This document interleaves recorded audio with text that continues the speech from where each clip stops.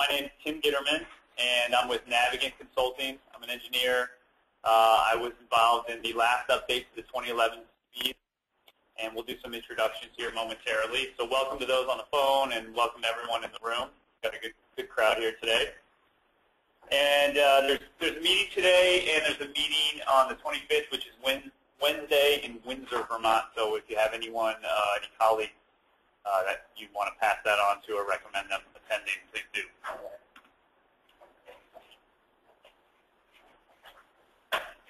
And let's see. Hold on. There we go. So the welcome, we already said that, but the purpose of all of this is really to get your input, the stakeholders' input into the energy code update process. We've got this note about not wordsmithing. I'm happy to talk. There's a lot of detail in the commercial standard, and I'm happy to talk as much detail as we can, but we have to be mindful of time. So if there's really tweaking of stuff, let's note it. Let's let us note it, but you can submit it as a public comment later, or we can take it back and submit it as a formal comment and make sure we get it right. We probably don't want to debate small things today. So here's an agenda on the screen. We're going to do introductions, background right now. We'll get into just an overview of the code structure. I think for commercial, it's good to understand how it all flows and what we're looking at. So we'll do that quickly. And then we're just going to dive into the code changes and essentially go through the code in order. So we'll start with big picture scope. There's a new chapter on existing buildings we'll discuss, and then start working our way through envelope mechanical, take a break, get into water heating, lighting and power, and a commissioning section that's also new to this code. Then we can do some wrap up, and we'll be done by 4. So some intros and background. Barry Murphy's here today in the back of the room from the Public Service Department. Hi, Barry. And I'll defer to him for any of these questions that were directly involved in the department that I can't answer on their behalf, as well as Kelly Launder. They're involved in this whole process. We've got myself and Stu Sloat in the back of the room, a colleague of mine at Navigant. He's been involved with energy codes in Vermont since the first one was started, and prior to that worked for the department doing Act 250 reviews related to energy. So he's got a lot of background here. And then the morning workshop on the residential side was just done by Energy Futures Group, and they took off for the afternoon. But we've also got great national experts involved in this process. So we put Eric Makla and Jim Edelson with New Buildings Institute. Eric is in Idaho. Jim Edelson, their group is out in the Pacific Northwest near Portland, Oregon. And then Mike DeWine is near Albany, New York. And all of these folks are involved in helping us make sure we're checking in with what's happening nationally and what's the best for Vermont. So how about you in the room? Why don't we just go around the room and introduce ourselves? I'm not sure if the last session they did on the phone too. Sometimes that can be complicated, but I'll let Barry chime in about that. But so why don't we just start over here and go around the room and tell us who you are and who do you represent, if anyone, and what's your main interest in being here? I'm Al Bullis, owner of Common Sense Energy. I'm also a board member of Building Performance Professional Association, it's a trade organization like RED, here in energy. J.C. McCann with Burlington Electric. I'm a commercial energy specialist, so this is my bread and butter. That's why I'm here. Thanks. My name is Greg Ward. I'm with E.F. Wall & Associates. We're a general contractor based in Gary. Been working with Bill and Stu and others for the commercial building energy standards development industry for the better part of a decade. I've had the opportunity to represent both Associated General Contractors in Vermont as well as E.F. Wall for revising the enabling legislation where the standards were adopted and made into the Energy Code back in 2007. And I think it's great that there's the stakeholder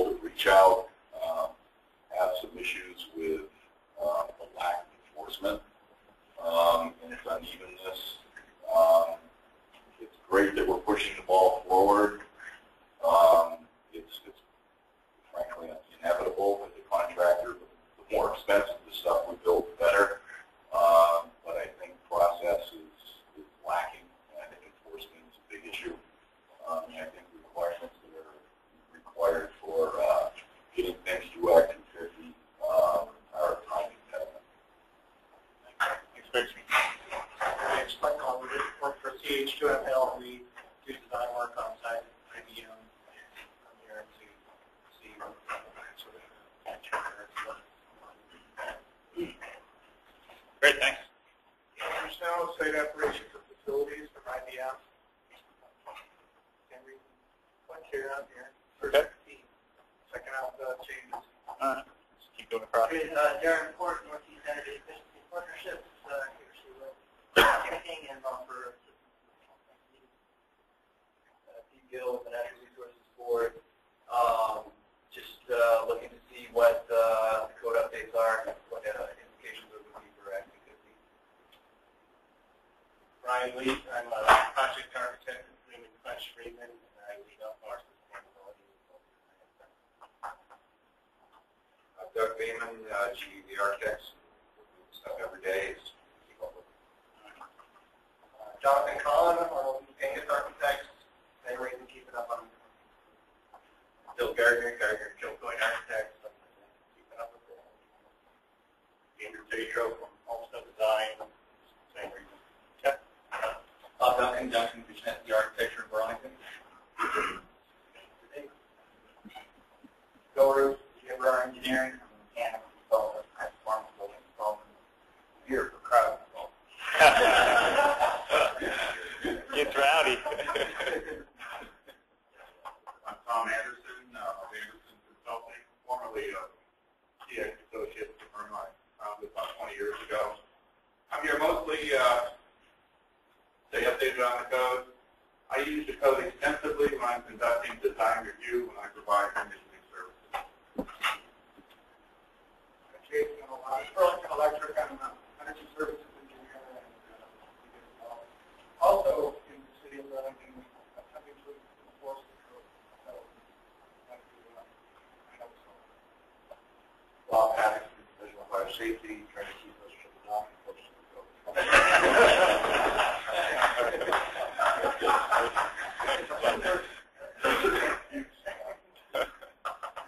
I'm Walter Adams, and I'm a senior design build engineer for Natalie Chase Construction. Obviously, State Adams, Vermont Housing Finance Agency, I'm called over this morning. Just here for the lunch. Don't want to leave. I'm Cheryl Ray with Vermont, and we field a lot of code questions from contractors and architects and other people, and we need to know what's going on. Help people get right. I'm Nick Lucan, and also with Efficiency Vermont, energy consultant there. I remember the department public service, not the guy who was later on. Scott Harrington, Montana, Energy Efficiency Program for Montana. Coach is going to impact how customers receive rebates.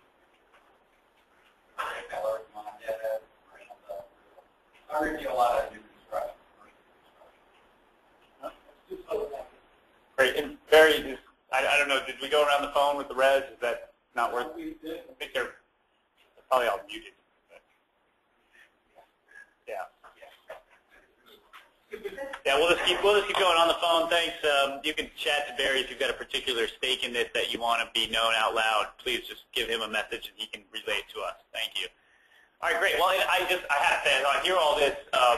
We get a lot of questions, a lot of detailed questions, and sometimes it's the argument starts getting on slab edge and under perimeter insulation, and I'm the deflector. So I'm going to take this question back to you, who in this room probably has 200 or 300 years of experience. So this is a pretty significant expertise here, especially local to the state of Vermont. So, I look to this group and those on the phone to get the answers we need to make this work for the state. So I really appreciate everyone coming out for this. So some of you know, some of you don't know, but the Energy Code update is required by Vermont law for both RVs, CVs every 3 years at least, and that whole process is housed in the Public Service Department, which Barry is representing. What's new to this process between the last time CVs got updated is Act 89. And it had a few provisions, some town administrator requirements about providing information about the code when someone applies for a permit. A certificate of occupancy is now tied to showing proof of a code certificate. And there's specific language related only to the residential buildings that there must now be a stretch code adopted by rule, and that stretch code will be the presumed compliance for Act 250. So if you have to go through Act 250 as a residential project, then you will need to comply with the residential stretch code. And Barry can correct me if I'm explaining this wrong, but there's no legislative requirement for a commercial stretch code. However, we are proposing a commercial stretch code that would be out there, and the two reasons are, one, it could be an optional adoption by a jurisdiction in Vermont. The second is the Act 250 board, if that's the correct terminology, has something in there that you might be familiar with where they defer to the best available technology when it comes to energy and efficiency. And it's not known, but it's possible that they will defer to the commercial stretch code as the best available technology to have something that they can point to. So that's a pretty broad term. So that's the thinking right now. This is the schedule. We are in the stakeholder meetings. There's going to be a comment period between now and July 9th, and that allows for comments to come in on the code, and the stretch code that will be released, and all of those comments can be incorporated and addressed, and I'll go into some ways that we have to take and respond to these comments, and then it goes into the legislative process. So the draft gets filed, then there's a couple months for public comment on the draft rule, and then once there's a public hearing, and then it gets filed with LCAR, and then there's an LCAR hearing. So targets here are at the bottom of the slide, December for adoption and effective date of March 2015. And just please interrupt with questions. If you're muted on the phone and have questions, just you can use the chat function to Barry, and we'll just break and discuss. Tim, is this a Yep. presentation on the website? No, it's not, but it will be like immediately after this. So yeah. So the public comments. There's in the back. There's some paper forms you could grab that actually, if while you're here and want to make a comment about anything, you can do that, and we will submit it online. But there is an online public comment form that looks like this. It takes 2 seconds to fill out, and all of that comes into it comes into Barry's inbox, and that way we can, as this process from now on, what we'll do is continually post a log of the comments, and then the responses. Has it been addressed? Is it accepted? I mean, it's not going to be a blanket, not accepted or denied or something like that. It'll just be some notes and what the action was taken on the comment. And that way, if you have a comment or someone else does, they can see if it's already been addressed, or you might have issues with the way it was addressed. Okay, so I'm just going to keep moving here unless I hear otherwise, but we're just going to get into the code structure. So if you look at 2011 CBs, where we are now, current code, when we jumped on that was mandated to start with the 09 IECC, and at the time, you might remember the 2012 IECC was coming out, and 90.1 2010 was being released, but it was all kind of caught in the middle. It essentially used most of what was in the 2012 IECC and 90.1 2010, but not everything. But that was the foundational document. This time, the decision was to go right for the 2015 IECC, which has just been released this spring. And the 2015 IECC is essentially, if you look at here, Vermont actually plays a role in all this historically, which is fascinating. That Vermont has worked with that group I mentioned before, New Buildings Institute, to do what's called core performance. You might be familiar with a program that's run and been sponsored by Efficiency Vermont. That language was then that was always guidance language. It was codified into the Massachusetts Stretch Code, and then DOE and groups like NBI, New Buildings Institute, they then took that codified language and proposed it to the IECC to become actual code, national model code language. And that's what became the 2012 IECC. Well, as we all know, and anyone's dug into these things, it doesn't always come out perfect the first time. So the 2015 IECC is like a really needed improvement and clarification on some of the things that went into the 2012 IECC that they just didn't drive that well. Some of those were also in our document. We could talk about at different times. Some of those, we didn't incorporate anyway, so it didn't affect us. But by going to the 2015, it's really the latest, greatest. It's like using the latest version of the software. It's just a smarter starting point. So generally, the whole document itself has got scope and administration. We have definitions, general requirements. Nothing of this is new. Commercial energy efficiency is the meat of the substance we're talking about. And the new items there are a system commissioning section within that chapter, and then an additional efficiency package options. which we can talk about, but that's another section within the commercial chapter. And you might or might not be familiar with the sort of confusing existing buildings language that's always been in the code, where it's been hard to answer how it really works. They just broke that out, and we'll talk in detail about it, made it a whole chapter. So that's, and there's some relatively significant changes within that. And then there's reference standards. All right, so today, what are we doing today? We're going to go high-level overview, which is detailed at times. It's a wonky code, as you know. The commercial thing is not as simple as the residential. You can get lost in it forever. We can dig down, but I'll do my best to sort of boil it down in these slides. We can flip over to the code language, where it helps just to look at the language itself and zoom in on that.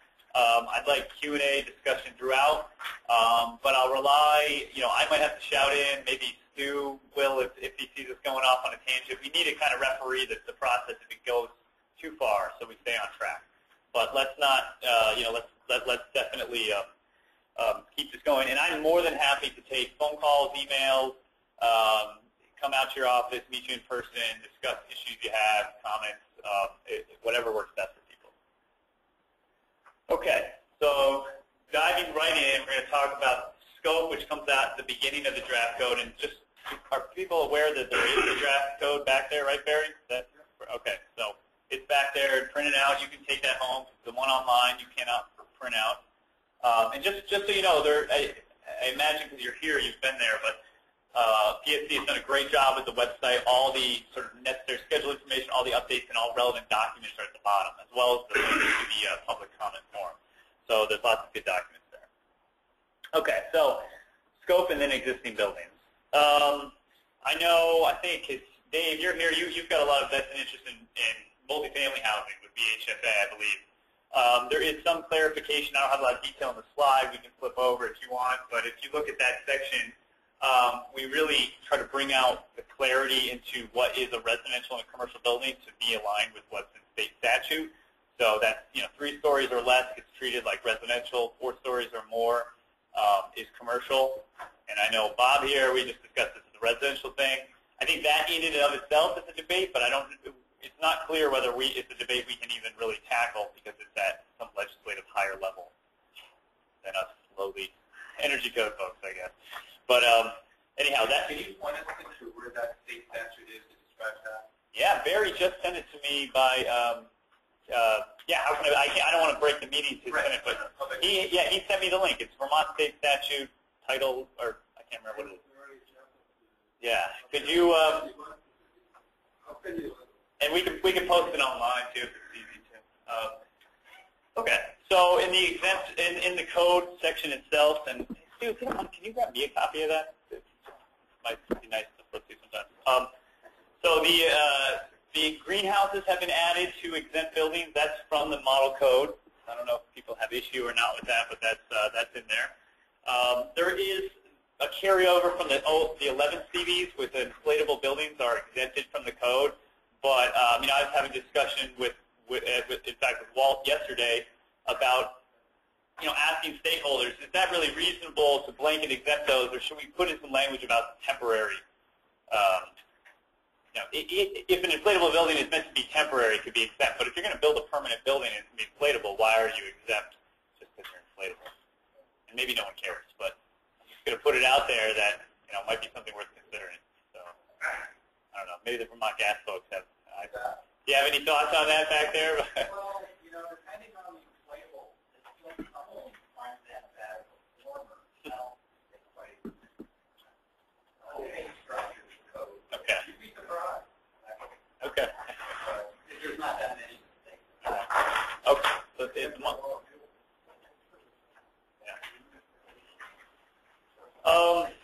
we're going to make some changes. This is, again, some public comments I've gotten just since the time. So some of the things I have in the slides, I've been logging as public comments that have come in just since the code's been posted. So, construction documents, there's actually some language in there that's nuanced, but it basically says you need to have 2 sets of drawings presented to the Public Service Department, and we're going to change that to just make 1. So if anyone else caught that, I think it's a good catch, and there's really no need to be giving them 2 sets of drawings. Small stuff. So I think we get into, so that's scope. And unless again, if you see something in the section you want to talk about, it's not here, going to go into scope more, or is that it? I'm going to go into the existing building section more because the scope is fairly limited, but I'm happy to, Well, I noticed right away that the process application exemptions just disappeared. Yes. It wasn't lined out, it wasn't, so what's the deal with that? That's right, and that's an interesting nuance because since it's not in the 2015 base code, because it was from 2011 CBs, you're right, I'd have to almost force it in there to show that it's struck out now. That's a good point. It came out of IECC? No, it was never in It was never on IECC. That was the carryover from older, even I think 05 CBs. So Vermont put that in. Mm-hmm. So Vermont's not putting that in this time? Well, it's up for debate, but there was so much discussion, and Barry gets a ton of comments about that. And just for reference, let me. Let's just play Barry. Fine. Let me give people. I don't know if everyone knows what we're talking about, but right off the bat, in our current code, it says this code applies to commercial buildings and associated systems and equipment, exceptions, farm structures, and then that's still in there. Process application. And it said this code shall not apply to equipment or portions of building energy systems that use energy primarily to provide for industrial, manufacturing, or commercial process. Now, every time I've done a training or one of these workshops, we've interpreted that as when your printing machine that you ordered from Germany breaks, and you need to get a replacement motor or something on there, it doesn't need it. You don't need to go with the code. It's a process application. You get that replaced. You don't worry about the code. It's separate. But the way people interpret that is that would be under repair and maintenance. So that's not how I. So how do you interpret it? As an owner, yeah, with over hundreds and hundreds of thousands of square foot of clean room and semiconductor processing equipment, I look at that as, we have temperature and humidity specs that are related to the process we do. And may not line up with the requirements of the code. Okay. And the way I interpreted that, Barry, I think we were on the same page when we talked about this on here. Yeah, that was not very specific application. No, I know that was, but I mean, I'm using the clean room temperature humidity requirements in the semiconductor plant as one example. I mean, we've got a lot of other process, manufacturing systems that have specs that may, not be able to comply because of the manufacturing process, because of our business, what we do. Sure. And I think it's a rather large deletion of that exemption, and I'm sure we wouldn't be the only ones. I mean, there's other high-tech manufacturers and low-tech manufacturers who own commercial buildings where they have to keep, certain T&H specs or other process requirements that may not line up with it. Sure. Well, so I think we should talk about it and reconsider whether it should be. Because the logic was that it was raising more questions than it answered, in that most people knew a process application and knew when they could go to maybe PSC and say this is just a direct conflict with this new build. I mean, again, because you're talking about new buildings or additions or alteration, yeah, that it might be clear that what you're working on is exempt. And what this got interpreted a lot of times is, I'm doing an industrial building. Industrial buildings are exempt, and that's just that's not the point. But maybe we don't. I would say, I mean, that you could still, I would recommend. Yep. That strongly suggest you still keep some verbiage in Okay. there, but make it clear. Okay. Well, that's why you're here, and that's why we're taking notes. But Bill, 2001, I think that came up. We were trying to make it clear. This is a building code. This isn't what you do in the code. You're not regulating what you do. Yeah. If you have a motor on AC that is controlling the temperature and humidity of the space, that is part of the building system, would be under the code. But what you do on that particular equipment and how you run your building, we don't want to do that. So I'm not regulating what you do in your building. Yeah, but you could have a situation, outdoor air, they don't want to recover heat from that. Right. It's air that they wouldn't want to recover. It's why I heard. So the bigger question I have is if 90.1 doesn't have the, I mean, that's because we should check if the latest 90.1 has this or not, because this is rooted in 90.1, I believe, that language. How is it dealt with on a national code basis, or national basis where there actually are code officials and enforcement versus here where you could, so why don't we take note of it, and we're going to have to report back. And so just so I understand, it was never in IETC, and it was put in 2011. I think it was put in the earliest CV. It was just carried through. Earliest 2001. Oh, okay. And I believe it was historically from 90.1. We had a lot of input back in 2001. Okay, well, obviously. Think about this. We need to add in people that wanted stuff clarified. They were creative. Still. Okay, so at least in 90.107, and unfortunately, I'm sorry, ASHRAE 90.1, 2007. I don't have the 2010 or 2013 in front of me. It is the provisions of the standard do not apply to equipment and portions of building systems that use energy primarily to provide for industrial manufacturing and commercial processes. Okay, It's still in there. So, assuming it's still in the latest ASHRAE and stakeholders don't have an issue with it, and as long as we're not, everyone's on the same page, it's not being misinterpreted, I don't see a detriment to having it in there again. So you feel comfortable. I mean, I agree, but I think if we do put it back in, like it was built, maybe better additional definition. Right. Meter, because a lot of people try to use that as an extension when it doesn't apply. Understand, yeah. I think it could be solved with clear language. yeah, so clear language, a definition that supports it perhaps. Had a situation, process that requires a boiler separate from the building boiler. Has to be a brewery. When we went to get our Act 50 permit, they wanted to charge the fee on all the equipment in the building, all the brewery equipment as well. And if that definition isn't in there, the lawyer's logic was that it's not part of the energy code, so we end up having to pay the fee on that $3 million worth of equipment, which is inside the $6 million. But so I think there's other ramifications to make sure that it does get in there. It does get in there, it's clearly defined. So you also support what we're, the conclusion we're coming to. Okay, that's enough. I think it sounds fairly reasonable. That's why we're here again. All right, so is there anything else in scope? And thank you for bringing that up, but sometimes it's hard to wrestle all of the stuff that goes in and out of these codes. So that's good.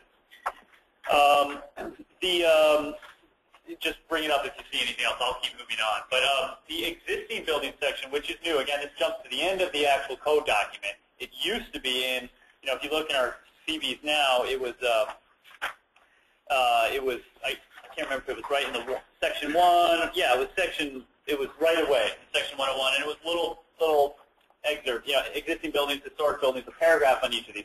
Long confused and often misinterpreted. And, this is a quote that's up here on the screen now. Most people have probably read it by now, but just saying there's some of these significant code revisions impact energy consumption of existing buildings in a way that hasn't been done for a while. And we'll get into those.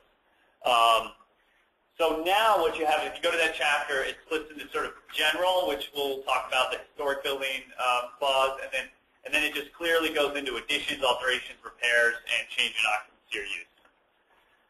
So, but just one thing to note, and this comes up in each of the mini sections, additions and alterations too. It's never going to require you to remove, alter, or abandon, or prevent your use or maintenance of your existing building or building system. So it's just if you touch it, if you touch it and it qualifies, you're going to have to do something about it. But it's not going to make you your existing building is no longer compliant.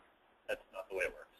And now historic buildings have had a blanket exemption. Just this code does not apply to historic buildings. The change that happened, and I'm sure this was hotly debated on a national stage, is just that, and you'd have to look at the language exactly I put in here, but there's a submission of a report to the code, whatever it says in there, to the Register for Historic Society, something, that actually, a licensed architect or designer is saying this will damage, or I think they use words like destroy, the historic character of the building. So it just makes you kind of have to really prove, with your professional integrity that this is really going to kill the building or kill this section of the building, and therefore I can't follow the energy code. So I think it's going to make more historic building projects comply. Let me, yeah.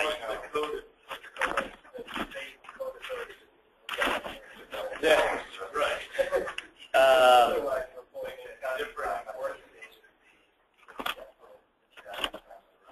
It does say, let's see, okay. What does it say? It says, okay, signed by a registered design professional or a representative of the State Historic Preservation Office.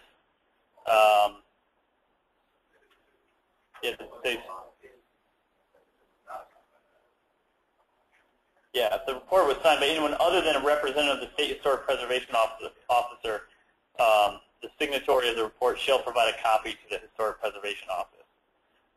So what is the Preservation Office? Disagrees with you as the registered design professional? It's detrimental to the historic character. I say it's not detrimental. I mean, I say I'm not clear on. We have one set of. We don't have a code authority to go to for most of this. We have questions, but now we have the Historic Preservation Office making a code for us. Yes, I think, and he might not want me to say it, but I think Barry's going to have to be the arbitrator. I mean, I think you're going to have to take it to somebody at the department to talk it through. I mean, it's like, I thought you had to look at this. The Historic Preservation Office is really like the ultimate arbitrator of what is not historic. And Vermont, they have all kinds of designations. If you're within 90 feet of a river, etc., it should be historic listed. They've got a whole lot of guidelines. And as I understand it, normally it's something that you either have a professional sign off on or would direct to the historic preservation to get them to sign off on it. If you're in one of the sensitive areas.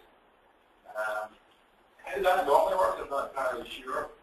I mean, this language where they're looking for the copy of the report to send to them, that was their suggestion. They're basically wanting to make sure that if these are being signed off on, that they are aware of what is being signed off, at the very least. And if they disagree, then obviously they'll be in contact with you. But that's just really saying, go ahead and destroy the historic nature of it. Well, I'm not concerned. I'm sure they'll support if we show up and say we don't have to do anything because it's historic. I'm concerned about when we have a mix where we're saying, well, we don't think we need to impact this or these systems in, and they come back and say, well, don't do that. Don't replace the Windows either or whatever. And then, how do we mediate that at that point? Well, I do know in your office you actually have one engineer.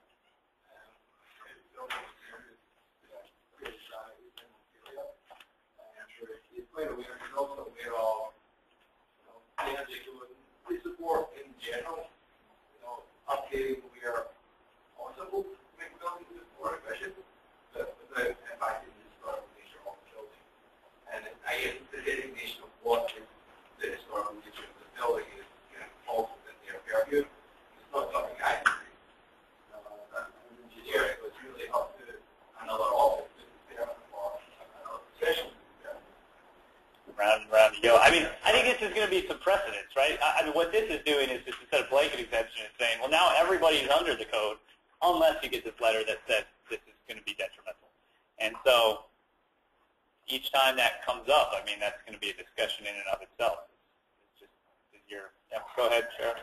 So are you saying that the historical, the State Historic Preservation Office has the ultimate authority on that? On historical buildings. Okay. So, and whether or not they... Whether or not. Okay. So, I mean, this, nothing is written in stone here, so if there's a better way to make this work for the way our process works, and maybe, Barry, we need to reach out to the historic. Oh, we already did reach out to them, because they gave us that language, yes. So, I mean, if you have any particular issues with that language, or any suggestions or thoughts on it, then let us know and we can go back to them and see what we can do to improve the language. if you gave us an example scenario, we could run it by them and say, well, what happens if this scenario X, Y, or Z happens? I mean, some of it's just going to be precedent in real time, but. Well, the classic problem with the thicker exterior standards is the people in Washington don't think you should insulate the whole building. So if we, as a professional, say, like in a certain situation, I'm not being detrimental to the building, and I will comply with the code.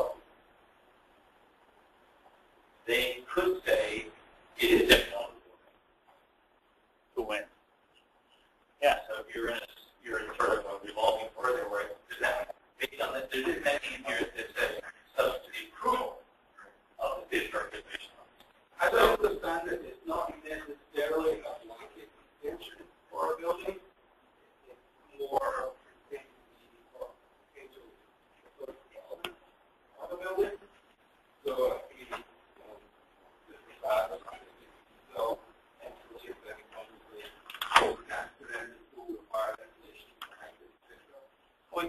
you put it to the maximum available to the although, of course, you figure it's your extent, so you can't put anything like that. So, and they seriously deter you from changing the window. And so if we think that it's not, if I think it's not detrimental to put in a matching window, but they disagree, do you need that language in here that says subject to the approval? I mean, all this is a substantive report. That doesn't mean they agree with the report. What happens right now when you want to do something for reservation? Well, it's a huge fact. So I don't think this changes that. Yeah, you're still battling. Don't worry. That's what I was thinking. We're trying to get out of that. this language is really just for historical preservation to keep track of who is going to be using that extension. May not necessarily mean that they will be looking at it, they will not disagree with that, but they want to know who's doing what and who's using that particular extension. Actually, we want to use. One thing that would be nice is to have some specifics. The biggest thing I see is, windows are not going to be cost effective to replace. So, like I did some work recently at the agricultural building across the State House. Inflating, come up with AirSeal detail. What do we do with the walls? Doing some research. It's like, okay, we have a perm rating issue that we can't put a low permeability material on the inside, so we came up with 1-inch spray foam. It's going to be fine. So we're making it better, but we're not taking it to the nth degree. And so instead of reinventing the wheel, it's nice for historic preservation to be able to say, in this scenario, you should do this. It's not going to meet code at R20, whatever.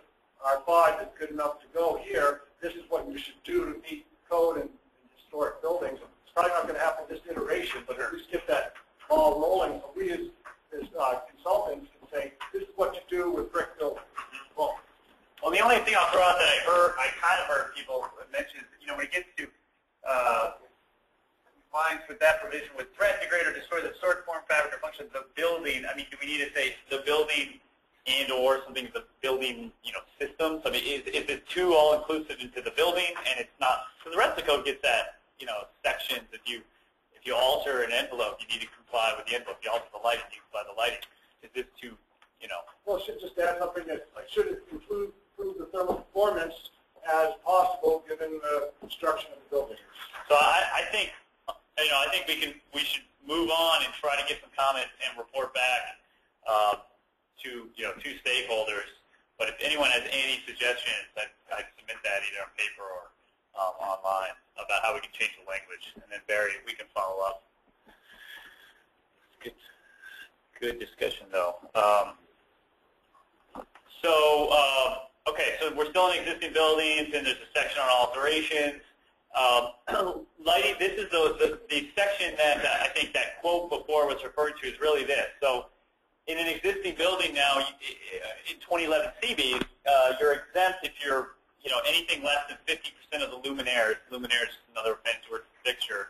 If you're replacing less than 50% of those, you don't need to bring, that lighting system up to code. And up to code means, the lighting system itself, the LCDs, the controls. That's been dropped down to 10%. So the whole lighting section requirement is, in an existing building alteration, is triggered if you replace more than 10% of the light fixtures. Is there some boundary that's like area of work? Yeah, space, in a space. Oh yeah, in a space. Not also the whole building, in a space. And that's definable. And I will point out, and this is, I was the first one to catch this. So this IECC, this is kind of the fun part of the process. It was literally published, a month ago. And I'm reading through it, and if you look in this section, C503, they literally left the old one that said 50%, and they put in the new one that said 10%, and they're like basically right next to each other.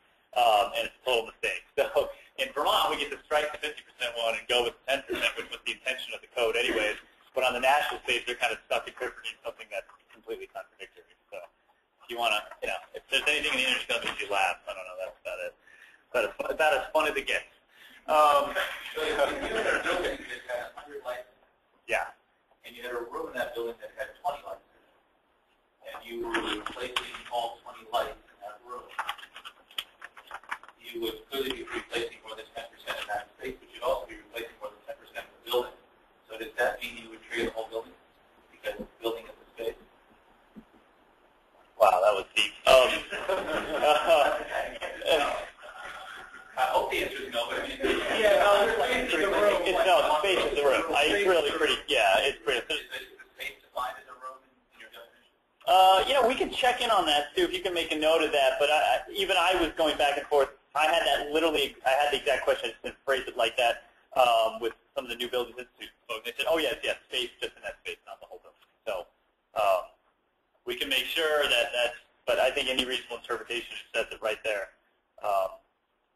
Luminaires in a space. So,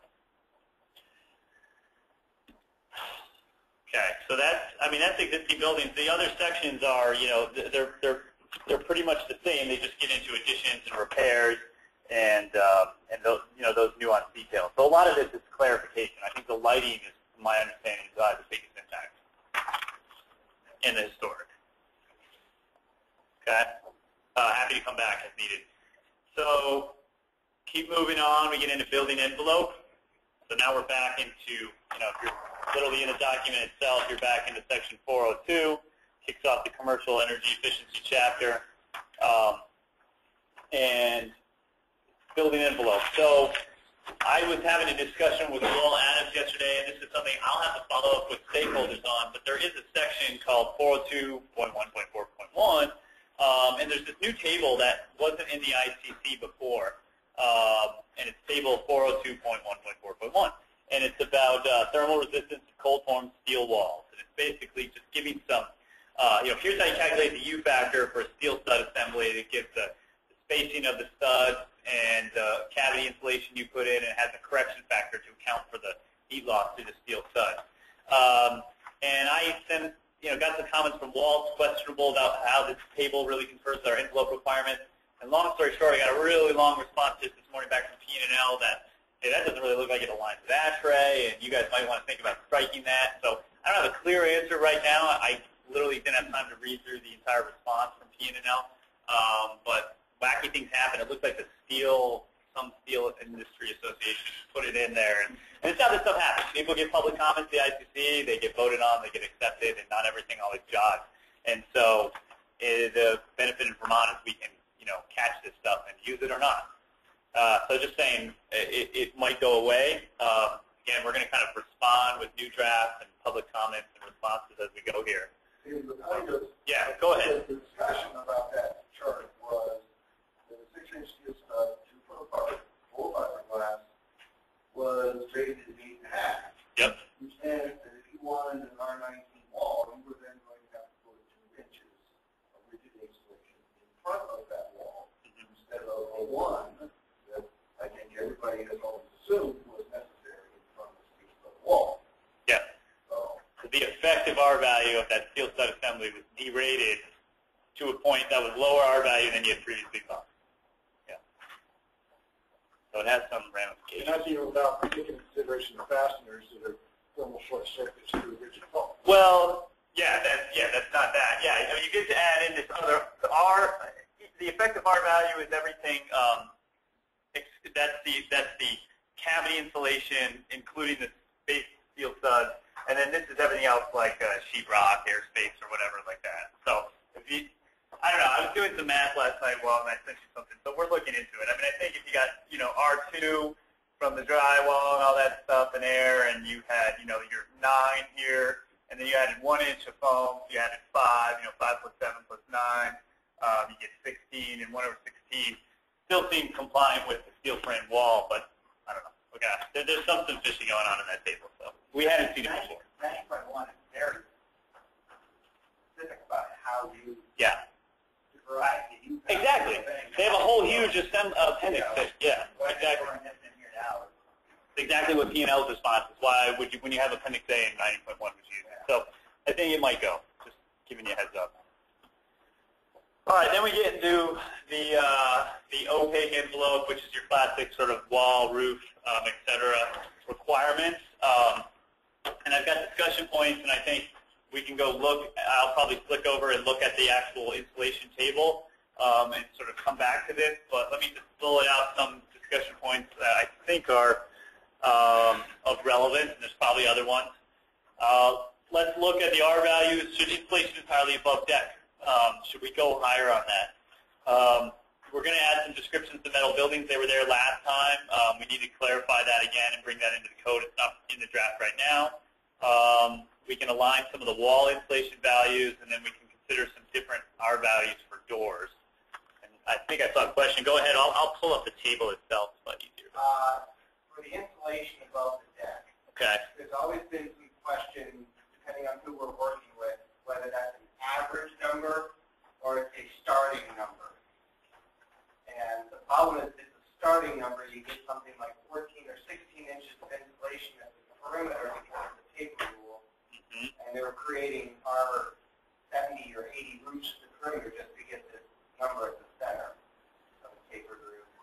Yeah. The question is, can you elaborate or be more clear about whether you can take the average of a tapered insulation system?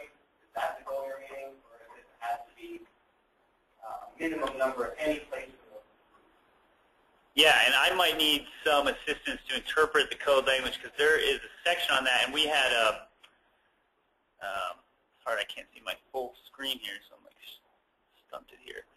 It's the weighted. If anyone sees it in their copy, was I just passed it? Okay. Here, right here. Okay, I mean this is like sort of read on the fly here, but so this section, for whatever reason, we had this deleted last time. But folks on the phone, we're just looking at the roof assembly definition here. It's very confusing because they're saying the thickness varies 1 inch or less from the minimum section number 1. This varies by more than 1 inch, so you can't use that. You're going to use 2. Right? You're not varying less than 1 inch. Right. So my read of number 2, which is a bit horribly written, but are they saying you can basically use 1 inch thicker than your minimum as your effective R value? Is that what that's trying to say? So if your minimum is 4 inches, you can count 5 or less. What's this? Where the thickness varies by area? So this is Taper installation, so the thickness is going to vary by more than an inch. It's the same. You know, when you keep counting, it varies by 1 inch. From the minimum. Yeah. Okay. this is Clear this up? yeah, we can clear this up and we can report back to you because again, there's a Vermont resident, Mark Halverson, is P&L envelope, he's the ASHRAE 90.1 envelope committee like chair or something. So he's pretty much the guru for this stuff. And I believe I've got some documents. I think I just tried to get my own personal clarification on this last cycle that we did this, and I'll dig up some of that documentation and go to him again and confirm. And we can report back about what this means. If people, again, they're not that great at writing this language all the time. They just use what's been in there and don't always tweak it. We can change it or bullet it out or make it more clear if you'd like. So if there's a way to make this work better and not be. So I've heard this comment. I think something's come through Barry's desk before about, do we have to stack insulation 6 feet high on here to get the effective R value there. So, okay. So as long as Stu notes that, we should. I think it needs clarification. Is what it needs. Well, there should be some. I think there should be some minimum. For a long enough run of taper, I don't know that we want to say it's okay to have no insulation at the tree just because we don't want taper. Because I know some people would like that, but that's A minimum R20, an average. I mean, the reality is we like the average over area. It doesn't exactly work that way. A big thermal hole in your building. Okay. It's not great.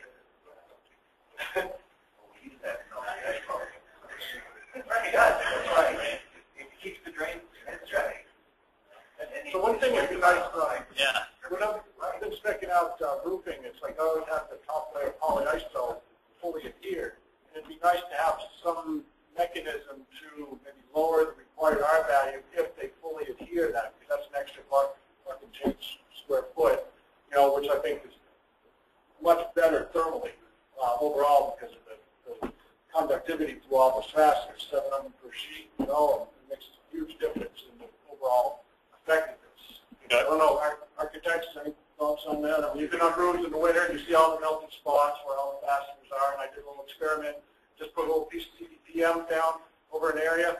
Those areas, just that minimal increase in R value, the snow didn't melt. You know, you talk to roofers, you see it all the time. In fact, I have one project where here at the top layer, and you can go up and you can still see through the 2 inches of polyiso where the fasteners were 2 inches below. Okay, so there's significant heat loss that happens through those fasteners. So I think that we should try to address that. So we'd take that as a comment, and if we could follow up with you to get language, and then it's got to go back to people, you know, next week to get. Is there any head nods from the architects? Okay. Okay. All right. So as we said, we've got the R values here. Just to be clear, because I know it might not have been that intuitive to people, but the base, so what we're proposing to be in the code is in black font, untouched. What was in last time is actually in red in parentheses. So that was what's in the 2011 CVs. So, you know, one of the discussion points was when we look at roofs entirely above, insulation entirely above deck, we're at R30. The next climate zone above us is R35. You know, should we just go there now? Are we just, you know, making incremental changes and we should be higher? I think that's up for you all to comment on. You know, this is a change of the R49 here in the attic. We've got, this was mentioned last time and all these confusing metal building change assembly descriptions last time, and now this has just gone into a more stringent U factor with a liner system assembly, which again will have an assembly description that well defines that. And I did get a public comment just yesterday that also says when we describe liner system, we need to do a better job of describing, you know, how thick the purlins are and all of that stuff. So we've got some work to make this a little better, but I want to know, and this is where the rubber hits the road in terms of envelope, is on the roof, you know, are we where we should be in Vermont? So Tim, in Bob, our project, we've always tried to be on an average 38, which is above the R30, always pushing clients to go more. But that language that I saw in there about the definition, I'm not sure that we're even complying, because I can't understand that paragraph. I'm not sure we're complying. But you need another degree to get that. At the lowest, you know, a minimum. Yeah. And then an average that's in the code. And I think that would make more sense than saying it's just got to be continuous R30, right? But under the definition. Yeah. But I also don't have a problem with the average being higher than 30 myself. Yeah, I mean, I just know last cycle we talked about this. There was a different economic time, and people were very like, let's just take what's in there, let's not push it. I don't know if things have changed. Well, the other thing is polyiso is just derated if you are sort of rating. You know, polyiso no longer fits for an inch 5.7. So Okay. effectively, Is that the long-term thing? Yeah, we were just talking. We were discussing. Rather than the right away. Yeah, okay. Right. But I mean, that's effectively pushed an extra inch into the system just because they're calling the product. Okay. I can tell you. Dick had his hand up one first, and then when we go back. Like in this document? Yeah, it's right here. It's all struck out, but you can see it at least. No, our climate zone is 6, and it's 30. If you go ahead to 7 or 8, it's 35.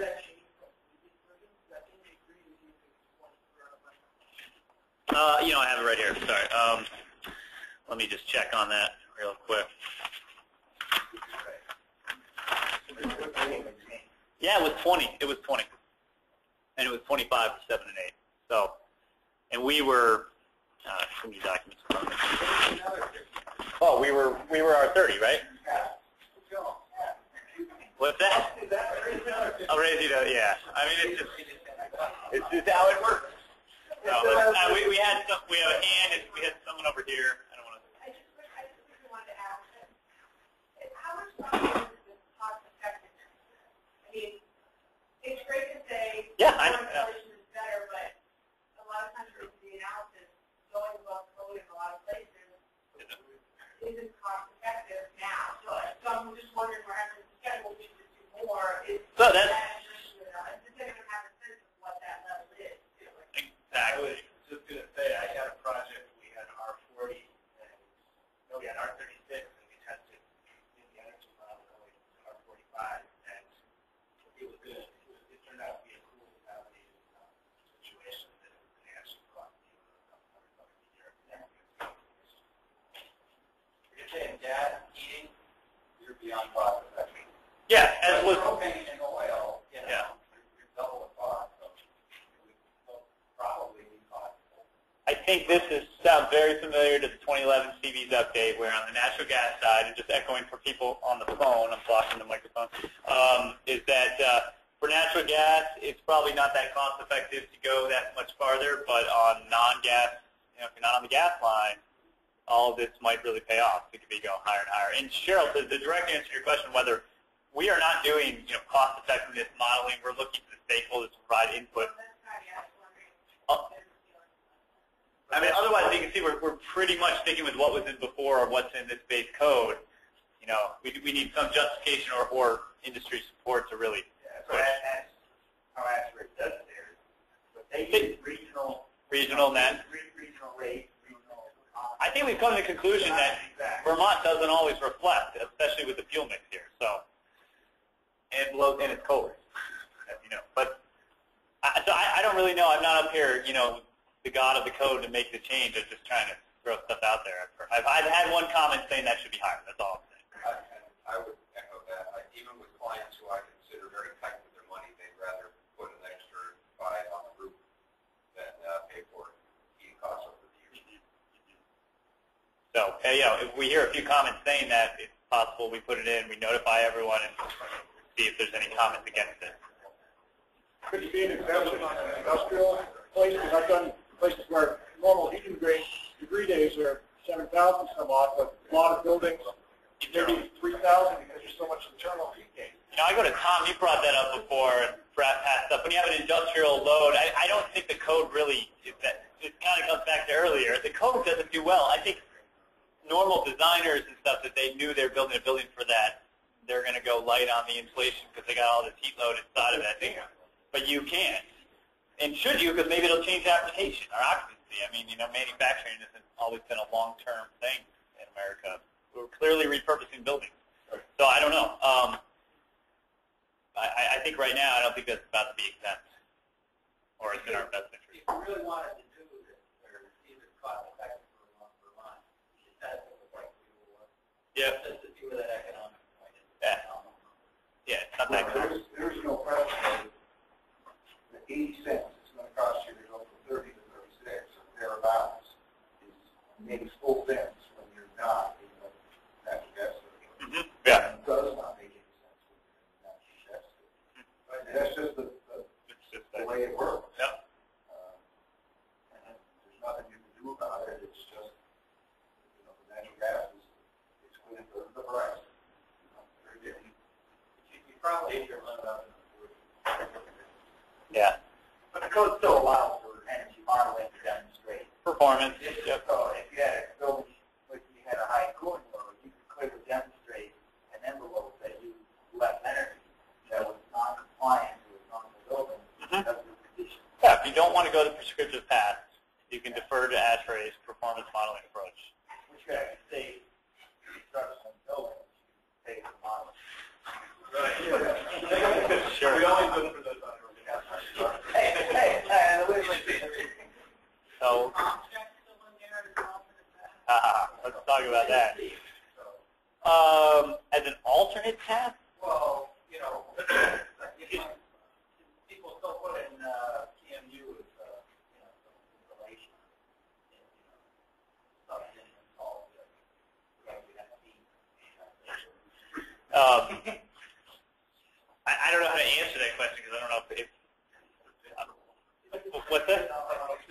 Yeah, I don't know either. Yep, there's some issues. Well, we need to do some digging into ComCheck right now because it's producing some weird results for different people. Our Vermont-specific ComCheck. So I need to get. Oh, it's not just that. It's okay. DOE's got something going on with ComCheck. Yeah, some people are having trouble proving. They make a building that's twice as good as what they know is normal, and then it comes out like 6% better in ComCheck. So something's fishy. So, all right, well, we take those comments there. I don't hear anything on the other kind of roof types. As we look at the wall values, there was something in the code that got printed versus, I got some good public comments since this thing was posted on the website, and I think it makes perfect sense, is that the IETC only has the double layer kind of installations on the left, that's metal building, metal framed, and wood and other. And we've always had these continuous options just to be specified in there, even though there's ways you can calculate, figure out what's available. But the comment really was just that, across all these, if it's continuous installation, it's kind of agnostic to the kind of material you're using at that point, and it really should just be the same value, 19.5 across the board. I don't know if anyone has any comments on that. Otherwise, this is what the overall U factors for those kinds of assemblies are, and these would be the kind of options you've got for cavity or continuous or sort of layered installation combination. My understanding of continuous installation, at least from other jurisdictions, is anything that's not brick tied doesn't count. Anything that's got any type of permit, anything other than just maybe a vast limitation. So, I mean, are we actually seeing that many continuous installations? I'm not sure that we. I find we always are using the U factor column because at least in other jurisdictions where we're starting to see the code officials a brick tie in, which is how it is. 90% was built by Bill, and so they did. Okay, and use continuous. So you don't have, you just have factors. Yeah, okay. And that jives with the definition that we're going to use again. It's in here. I mean, it's uncompressed, continuous across all structural members without thermal bridges other than fasteners and surface openings. But it's like it's a D-clip. No, a D-clip means not installation. But if we have two D-clips, orange is installation at 90 degrees. I mean, it's like, but that's what I'm hearing from other jurisdictions. And again,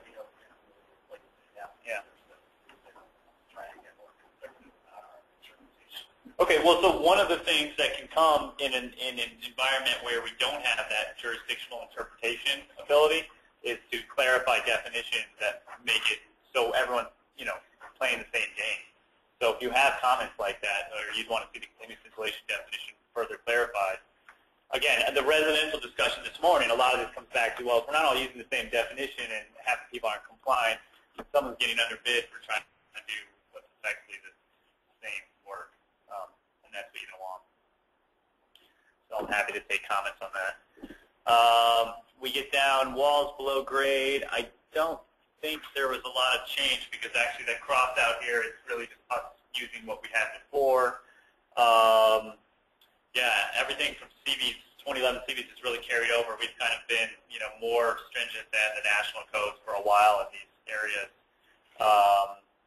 And we've got, a discussion, again, public comment came in yesterday about should some of these R values for opaque doors just simply be higher. So we've got the, the R5 for a non-swinging door, and you've got the R10 on an upward acting sectional. That's like your, your garage door, your bay door. That could, the comment on that one, and I don't know if people have any comments back, but would be that could be easily like an R14.5. So that's kind of where they're spec'd at, sectional doors. And it probably wouldn't change anybody's, project cost effectiveness or decision making. Until they get the rated R values. Like, because it's not 14, well, no, as well. Yeah. So again, that's a comment we'll have to address and respond to. So if no one's against it, we might end up just saying that's fine. But and we're going to put all these out. So just to be clear, because the commercial code is kind of complex and nuanced, and Barry, my idea of this going forward is that changes, we'll have to keep putting the comments in our responses to them, but also just bulleting, highlighting major changes so you can kind of in an email, pay attention to what happened. And we don't expect to reread the code every time. So we're going to have to really just, over the next few weeks, keep this back, communication with the stakeholder list about what's going on. Yeah, the other comment was, should a non-swinging door basically just be some much higher number, R21 or something like that? Yep. These are base numbers. You have to qualify for these numbers, meaning there's no improve one number and you can lower another number. You can do trade-offs if you follow ASHRAE 90.1 as a compliance path. We're getting back to the R15 last year. Oh, the residential discussion? Well, here in the residential code, the commercial resident, if you have an R, commercial. Yeah, sorry, it's group R over here. So can you trade it off? Can you trade it off? You can trade it off if you have to go through ASHRAE's envelope trade-off option, or maybe it's performance modeling. There's really two trade-off options there. So there's no restrictive. No, but I mean it's up for comment if that's a solution to a problem that you're facing. Why we're doing all this. So if you can propose something that would help tackle something that's not detrimental to overall efficiency or stringency, then I think it's a valid comment. But we need practitioners to supply. So there's no comment or anything about air sealing in commercial buildings that we've seen so far? There is. It's in language. Okay. Yeah, we're really just looking at the numbers right now. And and you might want to grab a copy of the code back there and just if you can read the words, but and just look into it and see if you have any comments. Okay, well I'm not hearing a lot of discussion. I think in the interest of time, we'll keep moving. So again, we'll take notes on all that and then and just keep moving through this and respond back. All right, so we've got the opaque envelope, then you've got fenestration, which is everything but the opaque surfaces, so windows and whatnot. It's been the window-to-wall ratio, or the fenestration area, is now 30% from a 40% in 2011 CBs. And it's probably nearing its sort of plateau level. I think most architects would argue that anything lower might start limiting daylighting and just general comfort and visual needs of occupants. But so that's where it's at, 30% in here, unless otherwise commented on. Some of the discussion points are they've reorganized U factor requirements and added orientation to SHGC, the solar heat gain coefficient. And I know I don't think he's here today, but there was a gentleman who has been every time I've seen him has asked me why we need to require certain stringent solar heat gain coefficient levels or values on windows that are facing north. And so hopefully this is finally the compromise that's been included in the national stage. If we feel like it's any less appropriate or needs to be Vermontized, we can. But here you have windows that are north and then windows that are either southeast or west, and I think there's a 45 degree of true north is the definition for north, which is pretty big when the sun is way over there in the summertime in Vermont, right? So, but anyhow, it does give you some leniency, and you can scale back. And then this is if you have any kind of shading, you can further increase your SHGC. But this has been restructured up here, so we used to have, again, a lot of detail in here, but there used to be curtain wall, sword front, entrance door, and all other U factors. Now it's just fixed, operable, and entrance doors. So, I mean, if that, hopefully that's consistent with the way you operate out there, or the specking you see, or keep moving. Just so I think the Vermont-specific changes are red, right? No, I know. I think I probably picked the wrong color scheme for that. No, in the envelope tables, the envelope table is a little different because there's really no good way to put in what we had before because we have to keep this tracked. So when we give it back to the ICC, they give us a new code. So in this case, there's nothing that shows what 2011 CVs was except for in the comments. So it's just we're kind of accepting all the things. And the other table, red in parentheses describes where we were before. Oh, Yeah, it's nuanced. It's because I got to work in the code and get them to know what I'm changing from their code. Just, and also communicate to everyone. You all care more about what was in our code before. The ICC, when they need to publish their document, cares more about what was in the 2015 that you're changing. So it's kind of wrestling two alligators, if that makes sense. Okay. Did you want to look at air sealing, Doug? Is it Doug? Yeah. Got to poke around a little now. If anyone.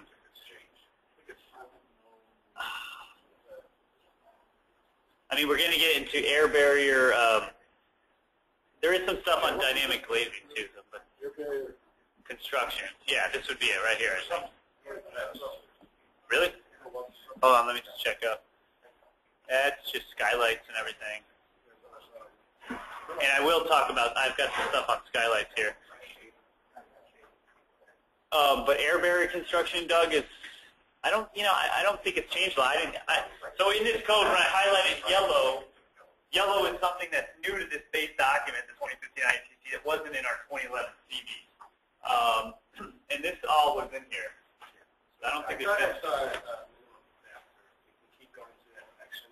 Yeah. It's like 0.5 CFM per square foot. Yeah. Oh, you mean the blower door stuff? I like Yeah. I wondered About why. 0.5. Well, no, this actually, so, okay, if you look at all these changes, they're all struck out.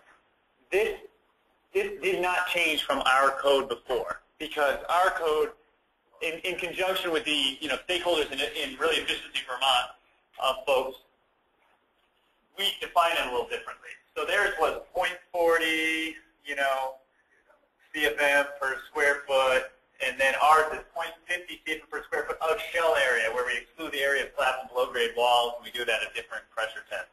So we had to tweak the number to make it align. And it was all lined up with what their records showed in terms of testing. So there's no change from the CVs. So there's absolutely no change if you go with that option from the 2011 CVs in there. But it's a lot of tight. I mean, a lot of projects I'm working on are down to 0.1, 0.2. So that's I think they said that even last time. It had never been in the code before, so people started with a really conservative average. But if people, and I don't know how many, it's pretty easy to comply with this section with the materials. You don't need to go with blower door. I think that's well known. But if you do, should the number be higher? I think that's a comment. So Right. I don't know. And one of the things, just as a note of State of Vermont, the BGS is revising their building criteria, and I suggested we ought to marry up some of the CVs, but they're looking to include building enclosure conditioning, which is the league now allows it, or gives points for it. It's not mandatory, but it will be soon enough. So. Well, we've got that as a stretch code option, so we can talk about that. And we're going to go about 10 more minutes and take a break. We're definitely a little behind, but it's okay. We'll keep moving. There's a lot in here. All right, so we're still kind of talking about vertical fenestration. Now they get into 30% is maximum, but you can go up to 40 if you've got sufficient daylight zone. And again, the details are in the code, but sufficient floor area is considered a daylight zone.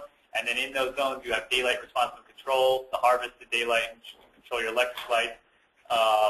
And there's a factor for calculating enough visible transmittance of your vertical fenestration. So if you meet all those, you can go higher than 30%. And then there's a section on increased skylight area with daylight responsive controls. That is the same as it mirrors what I just talked about on the vertical side, but now it's on the skylight. So you can go above so skylights are limited at 3%. You can go up to 5% if you include daylight responsive controls. So those are slight trade-offs to that percent area maximum. Now this is a new item where there is, if your space is greater than 2,500 square feet and it's defined as high bay, essentially it's greater than 15 feet, and it's a little more nuanced in there, then your total daylight zone under the skylights and it gets kind of code language, but you have to have at least half the floor area has to be daylit, and at least 3% skylight area to daylight zone is under skylight, and there's a minimum skylight aperture. So it's an and an or. But basically, if you have a qualifying space of this size and that kind of high bay, you've got to be putting in skylights, and you've got to be having daylight responsive controls in there. And if we have some issues, we can dig in, we can look at the exemptions. Some of this stuff is tough to communicate in a PowerPoint slide. Is that described as under a roof type thing? It's under a roof. If you show a high bay space that doesn't have sky above it, you don't have to do that. Oh, yeah. I would hope that Barry would make it in that. You know, that's damn. I mean, I've had buildings. I bet it's not in there. I bet it's not. Buildings where we wanted to do this, and by the time we were done putting a penthouse for all the mechanicals on the roof, we really could That's, at that level. yeah, that's a fascinating question. You know, it might be one of these. I mean, they really define daylight zone. It's pretty big detail here, and there might be just a simple sentence that says we're not, you know, we're exposed to the exterior or something like that. But You gotta move the penthouse, sorry. yeah. Well, we try. Yeah, we try. Okay. I mean, maybe now is a good time to take a break. We're at a really distinct section break here. We could just, as I said, you know, it's going for 2:30. Well, how about it's 2:23? Let's just take 10 minutes, come back, and we're going to launch into mechanical after that. That sounds reasonable? Okay. Taking a quick 10-minute break on the phone. Sitting there. I think everyone's still awake.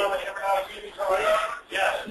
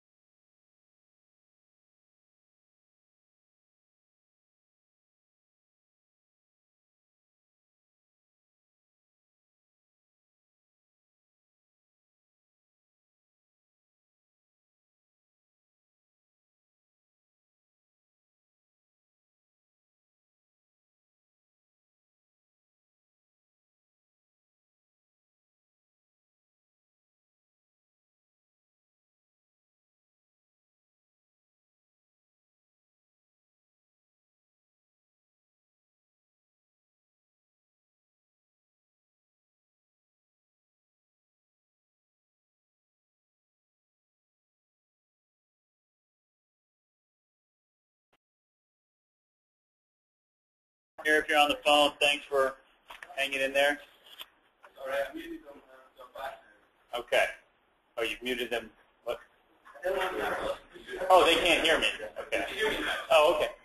Hello. All right, we're back. So we're going to start in on what you can see on the screen here, section C403. That's building mechanical. So, and listen, there's a lot in here, and there's been a lot of reorganization, so it's very possible that the PowerPoint isn't highlighting something that you would think should be in there as either a strike or a takeaway or a new thing, and so you got to bring that up as we go. Bill, before you jump into that, sure. Going back to the compliance path, you do have the ASHRAE path, and we're going to, I thought we had this a lot last time, big changes to that training. Yeah. So I'm assuming that there will be updated changes from the last version. Yes, and right. Have those here. It's almost like the executive summary of a report, right? So what he's talking about is since we Vermontized our IECC version of the code, and that's allowed. We're not allowed to touch ASHRAE, but 90.1 2013 would be the companion compliance path that you could choose to go with. But if we have Vermont-specific requirements that we want you to follow that aren't in that 90.1 document, we list them in the beginning of CVs. It says applicable provisions. And so right now in the review draft, it just has a comment box in there as a placeholder. And it's really, you got to wait. There's no point writing them until they're finalized. And then it's sort of pulling through all the changes we've made that don't happen to already be in ASHRAE. There might be less this time, though, because IECC and ASHRAE, and I've got a whole press release here, aligning IECC and Standard 90.1. So whereas IECC historically was like a simplified document because people couldn't understand the Standard 90.1, they're now just going back together. So I remember Tom was involved. A lot of our changes last time were actually saying, hey, this is better than 90.1, put it in, and now some of those things are in anyways. So we'll see. But if you have a comment about how that all, is anyone, again, compliance is an interesting term, but is anyone, do you find you're using 90.1 as a compliance path document and you don't even look at the CVs? Yeah. Is that common? Okay. Do you look at the applicable provisions? I mean, how does that work? Or do you just kind of? I think it's kind of like the engineers in Germany use ASHRAE, stick with ASHRAE. Yep. And the other folks kind of. And you just hope it works for the other. Well, no, they have different factions in the industry. Yeah. Do things different. But having those options kept that going. Okay. Yeah, and it is. It's supposed to be an all or nothing. I mean, if you choose ASHRAE 90.1 as your compliance path, like meaning proving to the jurisdiction that doesn't exist. Unfortunately, that's what always happens in this discussion. But if you had it proved to the code official which path you're going down and check off that box, you go 90.1, you have to do 90.1 for the whole code, all the chapters. That hasn't changed. Okay, so we're getting. So there's been a reorganization though, and Nick from Efficiency Vermont and I were just talking. There's an interesting thing going on where if you really dig down into it, I don't think anyone really caught on to this, and I was just exposed to this last week, but the 2012 IECC and effectively the 2011 CBs, for all intents and purposes, the economizer section is sort of where it's placed. It essentially makes all complex systems exempt from economizers. It's a very odd phenomenon going on. It was kind of, again, it was actually IECC trying to take all this ASHRAE language and put it into their own code. And the order of it all is just very odd, and it didn't really work, and it wasn't very clear. And so where you used to have this kind of simple systems and complex systems, ASHRAE handled that okay, and they had economizer requirements that worked. But the IECC version that we based ours on really didn't work that well. So now it's general, and then you get mandatory, and this is like a pretty comprehensive list of all the mandatory provisions. I'm sure there's some I missed. I try to highlight what's new here. But when you get mandatory, that means no matter what kind of HVAC system you have, this is what you have to do. So you got to size, you got to do HVAC control, domain control ventilation, parking garage ventilation, etc. All this stuff.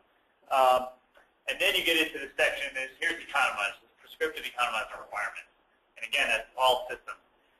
And then it gets into hydronic and multiple zone HVAC systems, controls, and equipment. And that effectively is where those things. It used to be kind of simple and complex. That's how the IECC has split it out now. And then this is all new, and I didn't really put a new next to it. I should have. But refrigeration systems, we'll get into that a little bit, but that's like performance requirements, display cases and walk-in coolers and freezers. And that comes from new federal standards, and that's also straight out of 90.1. And it just looks just like your HVAC minimum equipment performance tables and whatnot. Okay, so that's the overall, that's the gist of how this whole, it's not really a chapter, it's a section of how it works. And then I've got what I think are valid discussion points that we should talk about. We can flip between the code or not, and if you have others, we need to kind of bring those out today or, in the coming weeks. Okay, so we have this electric resistance heat prohibition. You're probably familiar with this right off the top of the mechanical system section. It's been in there as long as there's been a CVs to control electric load from a societal perspective. It still applies to heat pump supplementary heat, and there's always kind of this ongoing debate now as you get low energy buildings and you power them with renewable energy, and you now have full-time heat pumps that might have the supplemental electric resistance heater. We prohibited them in the 11 CVs, and the question is just, is that still a valid thing to do? It's a valid action to take. And that's the section long enough to there. There's a unit available air source water serum, and I believe it had a few air source water based there are 3 or 4 more out there. But they come with a resistance heater and they can't keep up. Yeah. The question comes is, how often does that happen? And so where that the COP now is one, how much of the year is it as compared to how much it isn't? How much energy can it save over the federal system? It all comes down to an analysis to determine that, Sure. determine whether or not we should or should not arbitrarily say you can't use that unit. Can't use that unit. Because you can't choose that unit without that, right? I mean, I don't think so. we had this debate last time. I don't know, Tom, if you had any.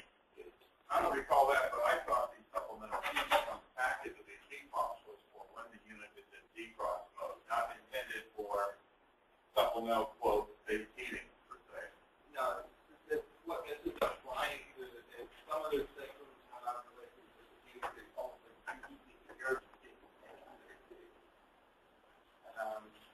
So you can buy that option for heat sink. Oh, yeah, that's what it, going to walls is more something within the unit. I think that originated from the old style like air source heat pump. Couldn't, well, 40 they just couldn't do it. So we had like, no, you can't have that. I think the thing, yeah. I'm talking about a newer generation now. That's why I'm bringing it up. What we don't want to do is rule out a really efficient, climate-appropriate solution to your building's energy needs because of a small flaws that might be using something for, X number of hours a year or low. I just don't know. Well, You guys are practitioners. if you do that, then the logical extension is to probably specify a COP that you're giving out to a air temp. Otherwise, you're into where your COP drops to There's a number of hours per year that the owner gets covered. Yeah, I think the Not other a bad problem idea. is it's not really Yeah. right. And we was going to 17. Yeah, it doesn't go. It doesn't go. 17. Yeah. No, that's the protocol. Especially when you have technology that can go much lower than that, and still provide so we can really establish what that is. Well, so if we put our own spec, like Ray suggested, like a COP requirement at a certain outdoor air temperature, I mean, does that mean, would that drive you towards certain equipment and not towards others' equipment? And just, you'd have to prove, have the manufacturer data prove that it meets that? You would have to have like AHRI data, and there should be sufficient number of manufacturers that meet that criteria. Okay. Well, I mean, that's the challenge of cold climate heat pumps. I mean, you guys know it. There's a few manufacturers, Mitsubishi, who are really pushing the technology. And then, so, yeah, you could be limited to what's available. But I like that because it's getting at the point of using the good equipment for meeting the purpose that everyone's talking about without specing a Mitsubishi unit in the code, or something. Okay. Could we come back to you all, through email and try to get some? You give me. All right. I'll count on you, Ray. Okay. All right. Well, we'll follow up. That's good. So there's some snow and ice melt system requirement, and I don't know how clear I made it in here, but you basically, the snow and ice melt system controls hasn't changed. That was in there. If you have snow and ice melt systems, you need to control them so they turn off, and they're not needed in concrete in July. But this says now the snow and ice melt system has to be powered by a certain percentage hydronic, a certain percentage electric, and it has to have heat recovery or on-site renewables is what's driving it. So that's it. Yeah, that's because I think it isn't in there as it's in there as an ad, isn't it? And Bill, I gotta look. It's not yellow highlight. It's purple as an ad, and I was literally looking at this, and when I put the PowerPoint together, and I just honestly, I'll just say I don't know right now. I've been through this whole thing so deep that I've got to go back and I'm trying to figure that out. Why that is, because I almost feel like that's mistakenly. We have a lot of snow melt here in JP and places like that where massive amount of snow melt. Right. Yeah. I was worried about the residential version and all that. I know. Just to make a note of that, because that was on my mind. I didn't. I got to look at the base. I 15 IUCC, and if not, I don't know. I didn't make that up, so. That'd be good for the water-based heat pumps that Bill was talking about, because COPs way hotter. Okay. Well, we can report back. Economize the fault. So this is the section, and we definitely have some things to talk about. I've got a public comment in already. This is new to 2015 IECC. I think this was championed by groups like New Buildings Institute. Obviously, the goal of something like this is to say that I think it's a known problem that economizers are installed, and the code is trying to get better at ensuring that they're operating as intended. And economizers, if you do commissioning work, some folks in the room would know, you find them not working that right. But the question is, the burden here is on the manufacturer. At this point in time, in 2014, and when this affects 2015, this requirement is only in Title 24, which is California, which is big, but it's not exactly like the manufacturers have an assembly line from Vermont, So the question is that going to be a burden? And I'll ask you all, I asked Walt if he could check out, we were talking about this, could someone go to Train, or some distributor of yours or vendor and ask them, hey, this is potentially my code, what would you charge me on a unit to meet this? Because I think we want to get that out in the air if it's not valid. I just want to point out, the thing that's driving fault detection on economizers is a study in California. It looked at 200 almost brand new rooftop units. I think 63% of the economizers that failed, these are almost new units. It seems to me if that's mandated in California, it's such a huge market. Every manufacturer is going to have a product that complies. And whether or not the option's enabled might be the only difference, or it'll just be in there no matter what. Because it's sensors and control logic, right? It's all version options or something. Okay. That's all. Well, I just want to. We can't put this stuff in the code and throw it under the rug and not tell you all and have it all of a sudden everyone call Barry and say, hey, I gotta pay $1,500 on my normal rooftop unit because they made me do this.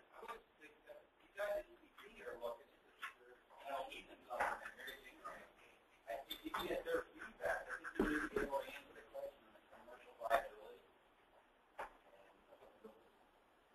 I think it's just a valid concern.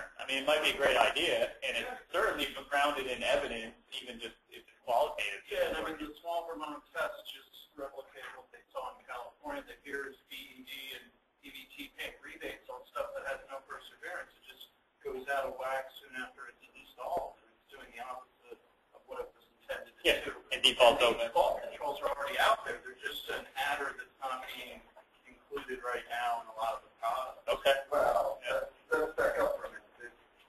My guess is that the manufacturer probably isn't going to charge you very much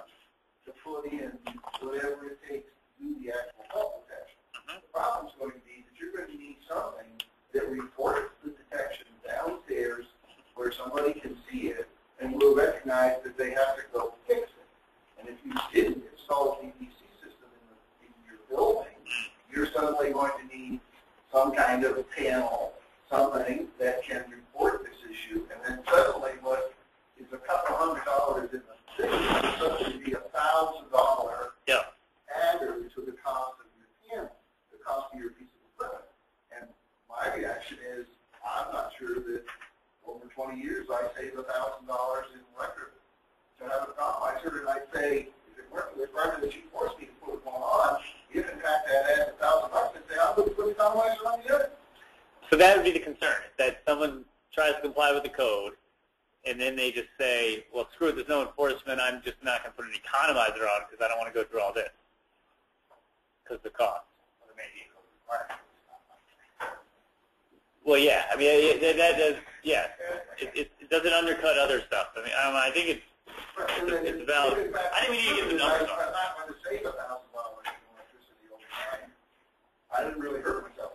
You know, it's not like I caught my owner tens of thousands of dollars to not put the economizer on if this is the typical office environment.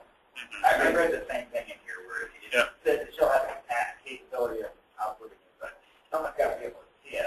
Maybe it's solved by the code specifically says that there must be remote monitoring stations as part of the package. Yeah, it does. It says that cable reporting faults to a fault management application accessible by day-to-day operating or service personnel, assuming that exists. Oh, yeah. Is a remote red button on the wall. Yeah. Or enough to It doesn't have to be that. It has to be part of the package. Okay. Well, what I'm hearing is there might, I mean, we need to get, I think it'd be good to get some feedback on what people think this is actually going to cost, and then, and whether that's accessible, and then maybe there's some tweaks to language on how it's reported. You're capturing that back there, too.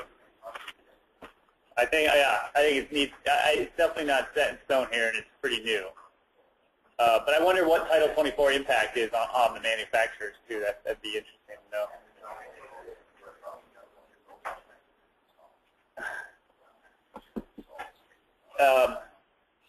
So we've got energy recovery ventilation. In our current code, 2011 CVs, you had greater than 70% outdoor air and 5,000 CFM, then you had to have energy recovery. What the new proposed code does is really expands that down to what's in the table. Might be a little tricky to read, but it basically, if you're greater than 10% outside air and over 26,000 CFM, big, you're gonna have to do energy recovery, and then it kind of modulates from there. So if you look at the current requirement of 70%, it's now 70% and 1,000. It's a good way to compare. So basically, energy recovery is required on more systems. Tim, I don't understand the economics of that at all, especially if you've got 10 to 20% outside air. I run evaluations as part of finishing design review where we've had that situation. Engineer proposed an energy recovery wheel. You work the numbers. Yeah, it's going to help out in the summertime, reduce the cooling load. But in the wintertime, when you do your mixed air calculation, you're bringing 10, 20% outside air in. You're only going to use that wheel maybe a handful of hours per year. And you just can't justify the cost from a winter perspective. There are, of course, some savings in the summer. Well, so that, I think, so again, this is the whole Vermont, specificity, right? This is on a national basis, regionally made to fit the nation. That's probably warmer than Vermont. And should we stick with something we feel like it's justified down to here, or we stick with where we were at and we don't change it at all? I mean, that's why we're talking about it. So it sounds to me like, that's the beginning of a comment that you don't like this, and what would be great is if you propose something else that I could get back to the group and, the people who are not here to comment on whether it's, that's an acceptable, compromise. You could always default back to where we went, and then maybe there's something in between. That was Burlington Airport. Okay. That's a great comment, though. Yeah, I do think it's not very good.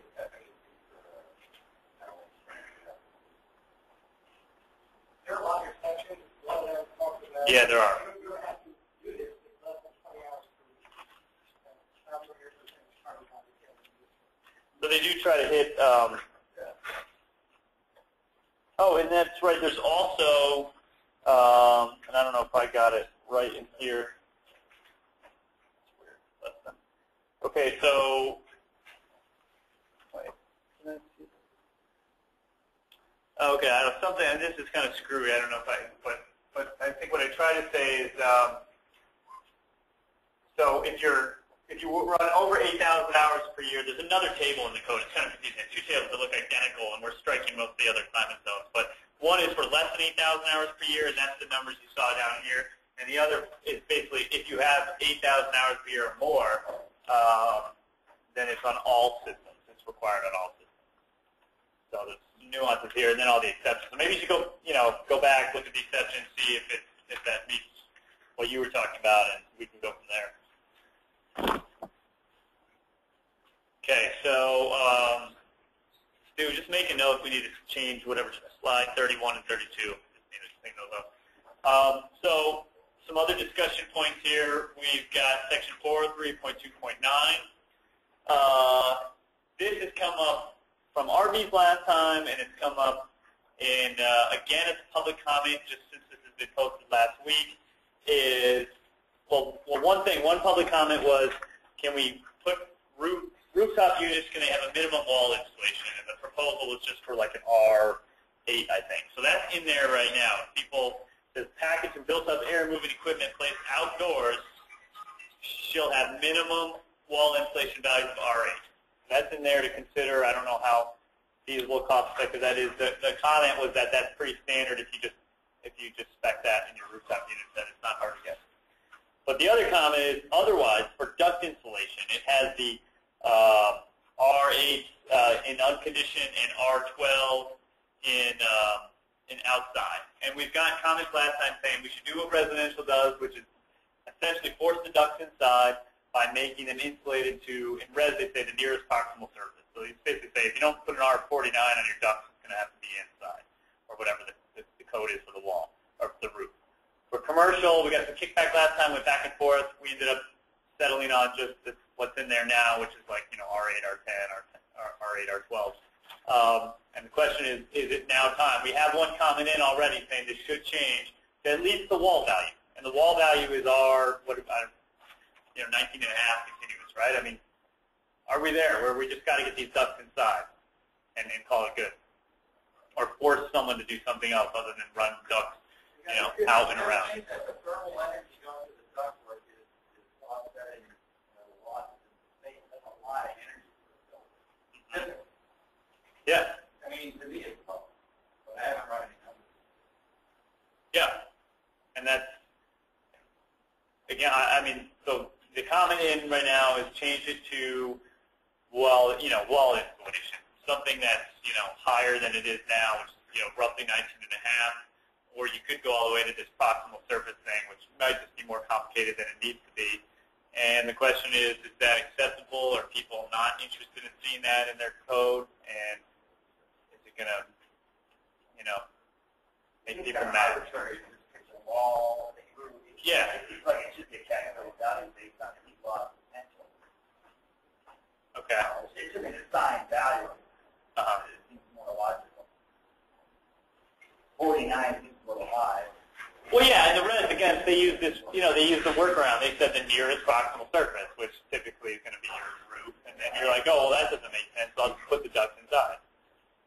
And that's an easy way out. I mean, I don't know. What do you think about a value? Well, you got any comments on it? No? I try not to put things on the floor. Okay, I don't know. Usually ductwork, so if it's pad mounted unit, the ductwork in the building, the water is that isolation. It's usually pretty costly. Yeah, and if it's that cost effective, it just seems like it should just be. Yeah, it's cost effective. It should be. Yeah. All right. Well, I think I think we probably give it a try this time and see how people like the language. I think we just got to work on the comments I hear are assign a value, make it calculation based or load based, and the others are pick a number that's higher than what we've got now, something that's going to force it inside. So I think this balance needs Okay. So we go on to refrigeration equipment performance. I don't, other than some of this stuff, the equipment performance is federal standards. It's like that federal minimum tables. You can see it in here. There's many, many pages. It's all shaded in yellow. You know, it goes through display cases, refrigerators, freezers, and it's just, it's got the, so a lot of that's going to go to your refrigeration contractors and the manufacturers. I mean, that's really coming from the manufacturers. Where I did notice that I think there's impact and might impact folks like Efficiency Vermont's rebates is some of the controls, and that's where you've got display case motion sensors being mandatory in the code, and I don't know if there's what kind of exceptions there are, but I don't know. Do you know, Cheryl, Nick, you guys invent those right now, these kinds of things, like motion sensors, defrost controls, and anti-sweat controls? So that would, you know, make you go into code and take that away. But it's becoming standard, so I think that's a decent change to recognize. Okay. So this was an item we were just discussing. This came up a bunch. So we're going to go in economizers. Okay, I didn't even fail to put it in here, but it's on C403.3. Economizers on cooling systems greater than 54,000 B2 per hour. That's where they're required. That hasn't changed since last time. 4.5 tons. I believe that's the same number that's in 2011. What has changed, there's always been this very poorly written language that talks about you take all the fan cooling units, you add them up, in 2011 CVs it was 480,000 B2 hours in your building. You basically you can't have more than 20% of your total supply capacity of small units adding up to this without economizers. So it's basically just saying you can't have a million little units and get away with more than 20% and not having economizers. But what that did, by a strange kind of default, is that excluded water source heat pumps from being effective systems. Because if you took a bunch of small water source heat pump, cabinet units all throughout, say, a school building or whatnot, and then you made them meet the economizer requirement, which means getting in, meeting 100% of the cooling load with outdoor air, you'd have to crank in so much outdoor air through your ducts and your plenums and all that you couldn't meet.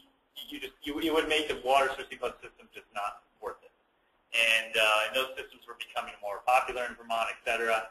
And so we're trying to meet that need by just saying total capacity of all fan cooling units, excluding heat pumps, without economizers, shall not exceed, on and on. And the numbers change. It's not 480, it's 300. So the big discussion points and feedback needed after today or during today are, does that do the job that we got multiple comments about throughout the last 3 years?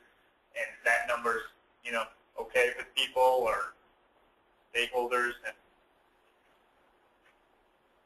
Tom? I thought I saw in actually 2013, it dealt with the problem of heat pumps with the economizer requirements, over 5 tons or whatever it is. Oh, okay. I could be wrong. I might have my codes mixed up, but I thought they said you can waive the economizer requirement for water source heat pumps if you bump up the efficiency of the heat pumps. All right. I'm not certain it's the 90.1, but I got to look at it, because that's what the question, every time it came up to us, we're like, how are we the only ones? We were taking national model code language. How are we the only ones who are finding this conflict? And some of the answers were just, well, it's just, in milder climates, it's not as big of an option and all this stuff. So we'll look into that. That's great if there's actual precedent other than our tweak. Okay. So then as you move through mechanical, you've got refrigeration systems, which is 403.5, and I won't go through all this, but it goes through condenser requirements and compressor requirements. And again, some of this stuff is probably rebated, maybe on a custom basis, maybe prescriptive, but like floating, head pressure control, and there's just all the requirements there. Some variable speeds, some unison control, multiple fans and condensers. Again, stuff that the refrigeration hasn't been a part of the codes or standards before this cycle, so it's new. And I'm curious to see, I think a lot of this affects manufacturers. Some of it affects probably how the refrigeration contractors actually enable all the systems, set them up. That's it for mechanical. I don't know if that feels satisfactory to folks or like you got your fill for the day. Domestic hot water? No, we're right there right now. Domestic hot water. Surface water heating. Yep. It's got its own section. Surface water heating's been, I guess there was a very active, and I had his name, but it's on my email. I don't know, an individual, I don't know who he represents or whatever, but really proposed all of these new proposals to reconfigure the surface water heating section in the IECC. So it's been reworked somewhat. There's some new stuff in there. There's a lot of shading. If you look in here, you can see. And I'll try to highlight the big stuff. If there's anything you see that I don't address, let's talk about it. But Section 404. So if you get to either a single piece of equipment heating the water in your building or a combination of all your systems with some exception, meaning 1 million BTU hours or greater, then you've got to be not less than 90% of average thermal efficiency for those systems. And again, if you're adding smaller systems together, there's some exceptions for dwelling units and small systems. I don't know. I can find its history. It's in proposals. So. It's a big unit. I mean. Well, so if you had a singular piece of equipment heating 1 million BTU hours, what kind of demand or building size are we talking about? Do you have a sense of that? I don't. That'd be more like process. Okay. I mean, it would be an office space. Oh yeah. But I mean, so would this apply like restaurants? I don't know. What I can do, Stu, if you take a note, I mean, I can look. The proposals have a history of the narrative of why they're proposing this, so I can get back to you on that. But maybe like 500 MBA, right? Or 500,000 more typical for a big load like commercial kitchen. Well, that's the other thing. Is this not really specific to what we would see here, or maybe your argument is anywhere, but maybe it's we don't have such large institutions here, big cities, so maybe we're talking smaller stuff. 100,000. Okay. I mean, note taken. We'll look into it. Okay. Then, so there's now basically just pipe insulation. So you get into surface water heating. It requires that pipes are insulated. It has some heat trap and some lengths of run away from water heating equipment needs to be insulated. But then it's got ways, basically what they're trying to do is reduce pipe run. I mean, the overall goal of these sections of 404.5 is to reduce pipe runs, so you're reducing the amount of steaming hot water you got sitting around in your building. And there's two methods you can use. One is to derive your maximum pipe length based on certain input criteria. The other is the maximum pipe volume based on, again, certain criteria. So there's a new table in there, and it seems fairly straightforward. Again, I haven't applied it to a project, but I try to decipher the logic, and it seems well laid out. Then there's circulation system, new requirements for on-demand start-stop controls for your pump. Go ahead. There may be a conflict with installation requirements in that section. Okay. C404. C4, okay. Yeah, for the hot water pipe. I think there's other references in place to the pipe control. Well, yeah, one interesting thing I did catch, and I sent an email to the ICC. If you look at C4 4.4, it defers you to table, 403.2.10, which is actually in the mechanical. So they've always done that. They've had a piping insulation table. That's just the insulation. It's always been housed in the mechanical section.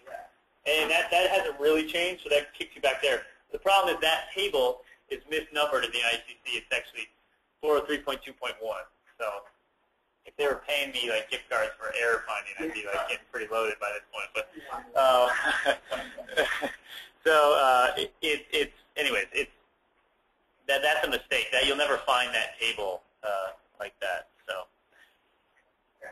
anyways, but we can look. We'll look into it again deeper, Bill, and just make sure there's nothing going on.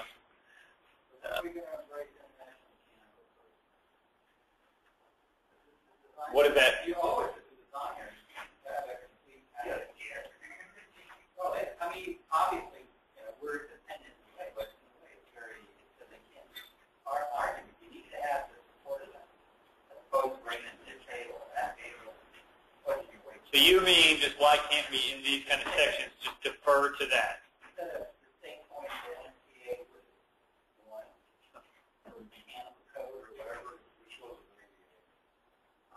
yeah. Well, Breaks everything else. Yeah, it's not. Usually designer might drive. so is that a change that happens at this level in the energy code, or is this a state? This is the state. Okay. So I just get to smile and nod and say, that sounds great. That sounds really good. I mean, if we can help you, I guess we're your advocate. That's what we're here for. Barry's right there.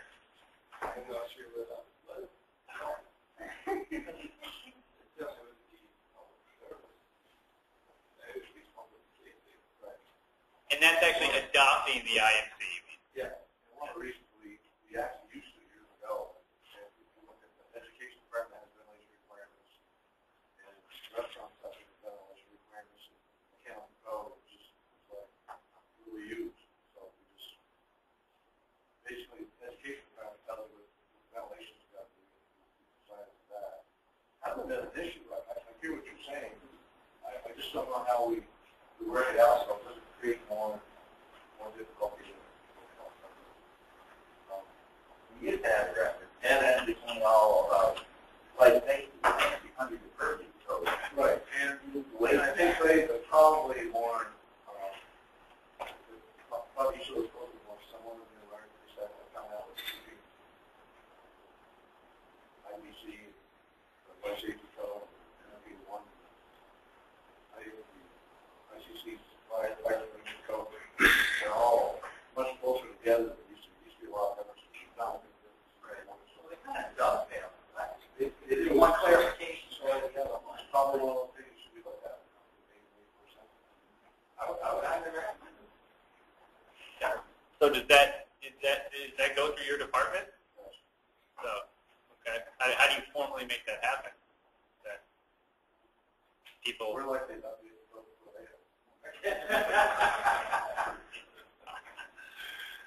all right. Well, we'll note that. So yeah, speaking of the references to other codes, there all of a sudden this new service water heating section drops a bunch of references to things that are cryptic in here. It says, they're ANSI codes. It just says like BS, CSA this number, BFF this number, something like that. I don't know what's in there. And so some of those, I think what we've historically done in Vermont is try to not make people jump around in documents they don't even know what they are. So where you see those, we'll go back, and I've got them noted in my latest version of the code to try to clarify and expand on those. Like that happens down here on the bottom, drain water heat recovery. But okay, so these are some other sections that I shaded and highlighted as new.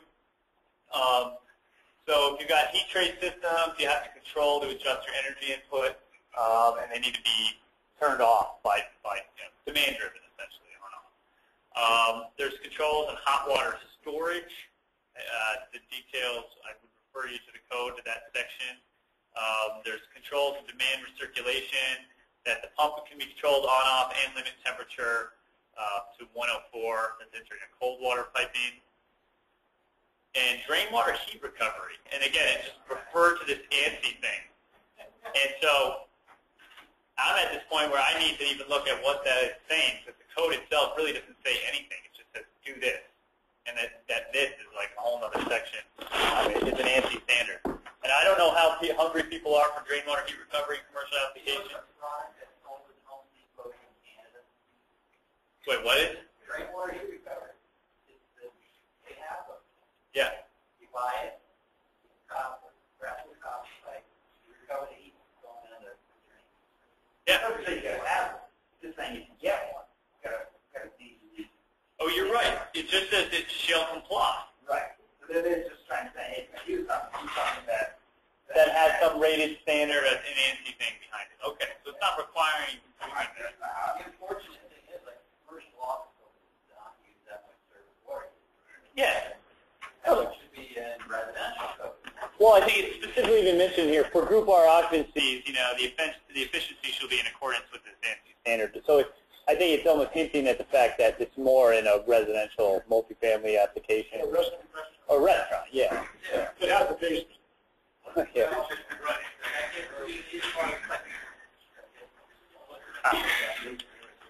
Okay. Do you have anything on chilled water recovery?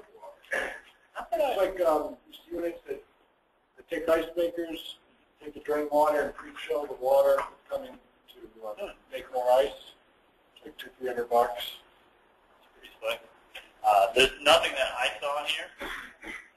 Do you want to comment on something that? There's another. Is it something though? I mean, is that similar to this? Is that Same principle. Okay, so cooling instead of. Well, I get that, but is it like on like is it so equipment focused that it doesn't fit in the code well, or is it similar to this? It's more equipment focused. Yeah.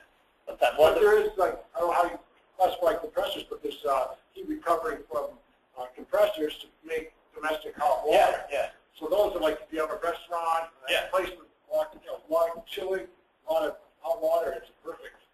Like 1 point, whatever year pay that. Yep. Okay. All right. Well, do take note. Why don't you give us a comment, because I think we could try to put it out there.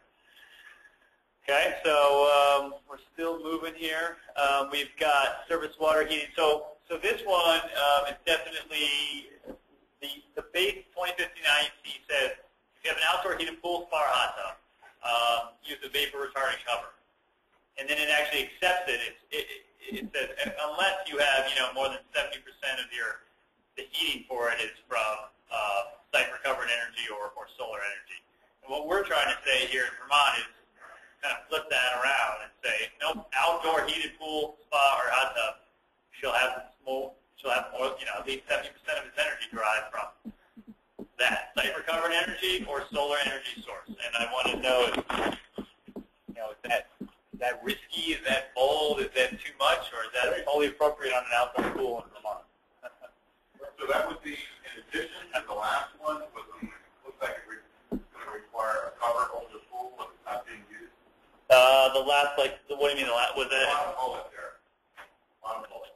Oh, well, that's just bad language on my part. Really, it's just saying that if you just adopt the 2015 IECC, all you have to do for this section is have a vapor retardant cover. All you have to do. What we're saying is, we're proposing to say is you'd actually need to do that 70% of it. So I think the requirement for a cover on a pool is huge. We call it latent for a good reason. You can work the numbers any way you want, but clearly it's cost effective to save a ton of pool heating energy. So the question is, Why don't you take it out? but yeah. No, maybe that was not even intentionally short-sighted. But so the first comment here is at least put the pool cover back in. Yep. And then the question is it and this, or is it and something lower number, or is it just like IEC? Yeah, that's good. So stop talking about it. All right. I think I'm not clear on what this. Yeah. So site recovery heat pump, is that a geothermal system? What is that? Maybe, or site recovered energy solar. Yeah, but what is the site? So solar, I mean, depending on your site, where you put it. No, isn't that just? Pool cover makes the most sense. No, I think is that if a heat pump, although I don't know if it happens, if your heat pump is cooling, it's rejecting heat down the water loop. You use the rejected heat to heat your pool. They do that. But how do you know you're going to get 70% of your pool heating needs from your heat pump? So that down here, there are heat exchangers that reduce the moisture levels, and then try to heat up the condenser and heat the water. You're talking about an indoor system. Yeah. Yeah. This is for outdoor pool. Take that be for outdoor. Oh yeah, I mean the world is at your fingertips here. Right, just to raise outdoor. Well, we haven't. I mean, I was going to raise a question about the indoor pool next. But The indoor outdoor pool. I mean, I'm assuming just for argument's sake, I have a building and I have a pool and I have no other property, and I'm wanting to understand how do I comply with the code to put a pool next to my building, and especially if my building doesn't generate enough rejected waste heat out of this pool to heat the pool. It's just a bathroom. Right, it's just a bathroom. When you put up the solar home water. Yeah, the question is how. But I get a solar to make it 7%. That's not the question. Yeah, that's right. In there, you know, you got to kind of run the numbers and see. You know, am I going to need 92, 50,000 gallons of storage? Maintain them. Right. Yeah. I keep us at even at any percent. I mean, That needs to be vetted, you know, numerically. yeah. I don't know what it's. Sam, I think what we need to separate here are seasonal pools versus year-round pools. I have seen huge pools at resorts, huge pools that are heated 85, 90 degrees year-round, no covers, no nothing. Yeah, not that far from here either. And so I think we need to Okay. between seasonal pools versus year-round pools. That's a huge distinction in my mind. Okay. And then maybe for seasonal pools at the cover, and if you're going to go year-round, it's going to be something more aggressive, or you know, I don't know. Just the economics are there. Yeah. Okay. So what we're hearing is it doesn't really leave people that comfortable yet. It seems to need to be vetted more. Just putting pools under this, kind of stepping outside the building, and you know, Yeah. purview anyway. Yeah. The price is still in there. But That's good. And Al likes it. So yeah. Okay. All right. Well, I think, and then the next section, which I guess do I have it? Yeah, heated pools and conditioned space. And I need, this is on your earlier question, Bill, I need to look at where this sourced from. For heated pools that are, so 25% of the annual energy consumption of the pool and 50% of peak design, heating, ventilation, cooling requirements for the space shall be derived from on-site renewable energy or heat recovery systems. So that's, getting a similar requirement, but it's only at 25 of annual energy and 50% of peak load. I have to say, Yeah. yeah, but heating, ventilation, and cooling. And I mean, I know, like, just here in Burlington, we have people want to put in a urban pool center. Yeah. So there's not going to be any bathroom. I'm thinking of like if you're like Green Mountain Suites or something in South Burlington, they've got an indoor pool. I'm thinking of a hotel pool. For that space, you'd have to have on-site renewable or heat recovery that gets those two metrics. Well, we're just talking the numbers out. I know. Say it was 100,000 kilowatt hours a year you needed equivalent. That means you have to have a 50 kW PV system. Yeah. But renewable is also heat pumps. Air source heat pumps, ground source heat pumps. Well, see, that's in most definitions of on-site renewable, I don't, they still don't have that part. That's in a gray area. This language is different than last time, which said site recovered energy. So it's interesting that this one doesn't have that. I mean, I think this needs further tweaking. So what I hear is that this isn't, needs to be vetted, needs help, and needs to be better written, and probably significantly altered to make it feasible at all. Okay. All right. So we got our homework.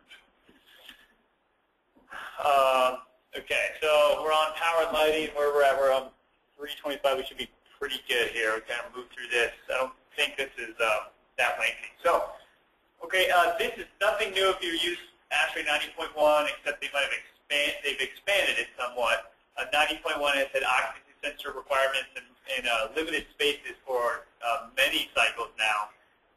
This is expanded into different spaces, including warehouses. One thing I did note was that, and I don't have 90.1 2013 in front of me, but although I asked a colleague, and it seems like ASHRAE 90.107 and then 10 at least always excluded K-12 classrooms. The classrooms and conference rooms and then excluded K-12, which I get because I think there's a lot of functionality issues with occupancy sensors in classrooms with teachers and stuff like that and kids. But that's not apparently in the 2013 code anymore. So, if we want to be consistent, I think we just stick with that. That's fine. But I just want to point that out. I think occupancy sensors are becoming fairly, fairly standard. And then we've got for non-warehouses, they also, spec out in the code, at least detail what the control functions are for those occupancy sensors. So it's automatic off within 30 minutes, manual on, or if it's control on, which I like from a personal standpoint. I like where you have to turn it on, but it automatically goes off. I think it's much better. If it automatically does turn on, it's not going to give you the full power of the space. It's going to give you 50%. And then you have to incorporate some manual control to turn the lights off. That'd be like the push button when it came on. You turn it off. Can you flip back to that? Sure. So how long has private Well, I would tell, so we evaluate utility efficiency programs all around the country, and we are chronically nailing people, if that's the right word, for claiming savings for using occupancy sensors on new construction buildings, because they have been part of the code for a long time, but people don't really pick up on it. But let me see, it's limited spaces. It's 9.4.1.2, space control. Okay, so classrooms, but not including shop, labs, or pre-K, preschool through 12. Conference and meeting and employee lunch and break. So private office is new. It's not been an ASHRAE forever. So only some of these really, top ones here have been. Employee lunch and break, conference meeting, and classroom. It's really been in there for a while. This has really opened up the door. new with that? Yeah, I don't have, unfortunately, in front of me, I don't have 2010 and 2013 ASHRAE, so I don't, as far as I know, I think 2010 was pretty similar to 07, which is what I'm looking at. That doesn't have private offices. Didn't have private offices.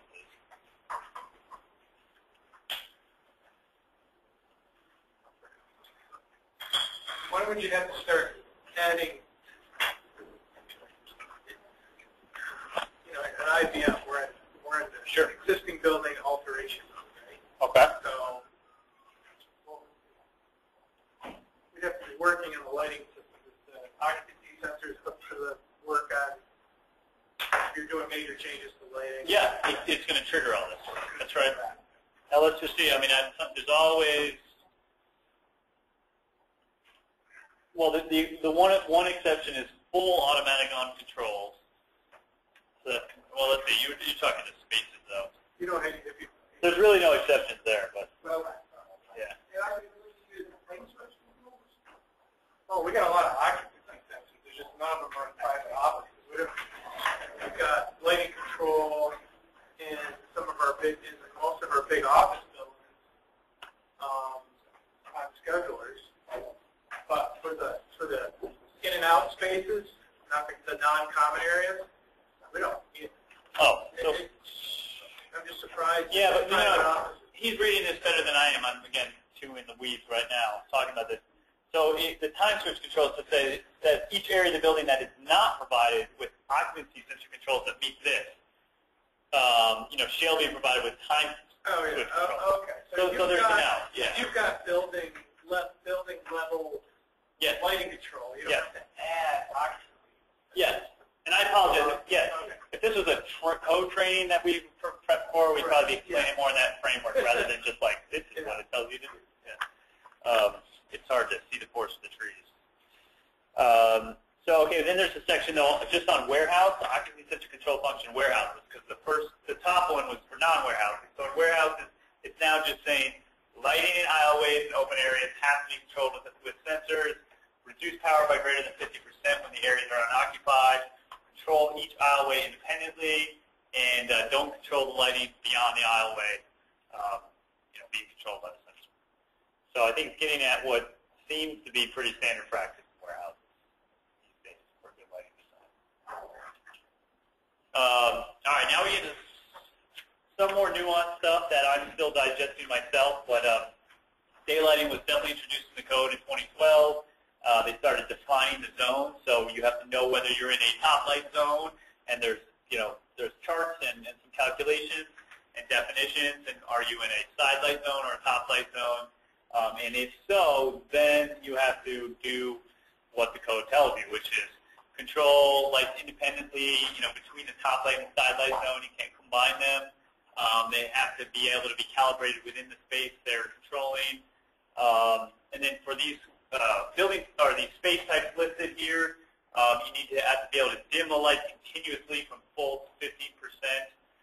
And I'm probably not listing all the various nuances and exceptions in here, so there might it's fairly lengthy. So I'd recommend looking at it if this presents an issue. And of course, a lot of these meetings in the past we've had Donald Even or someone else who's a lighting expert who usually can school me in this stuff. And so we'll be sure to reach out.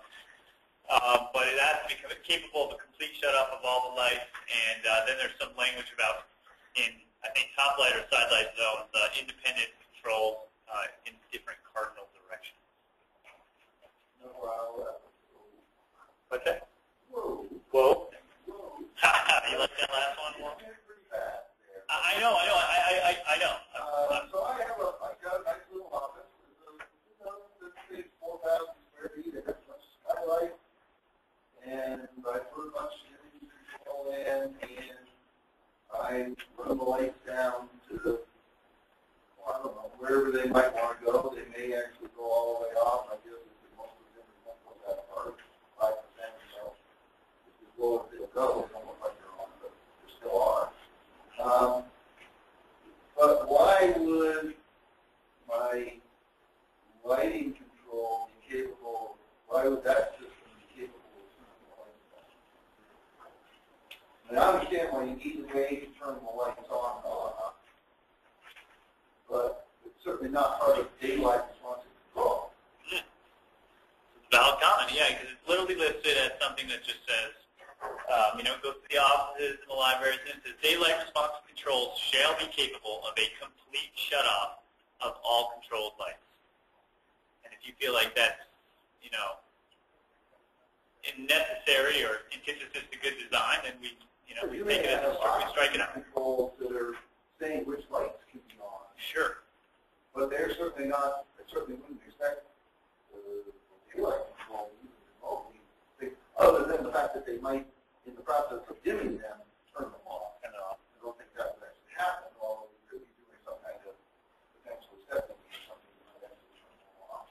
But the idea that that system would shut off all lights is rather surprising. Okay. That system is a different way to control the power, whether it be occupancy sensors or something else. Sure. Or a time clock or something that's controlling the overall function. Yeah, it certainly does seem, when you step up to all the other controls that were already mandatory for all lighting systems, it does seem a little redundant. So, yeah, I think Stu will note it, and we can strike that.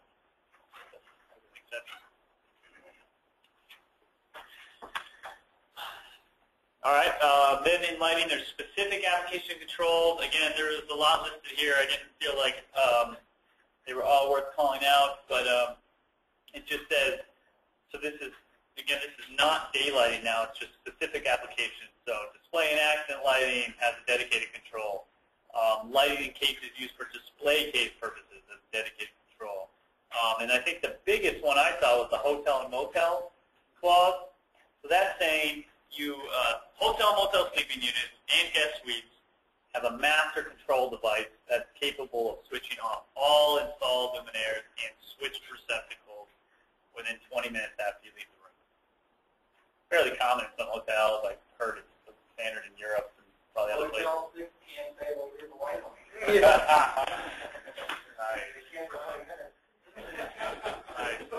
That's great. Yeah. Put a stick berry on them. All right. So, oh man, let's see. Lighting power density. We are getting near the end.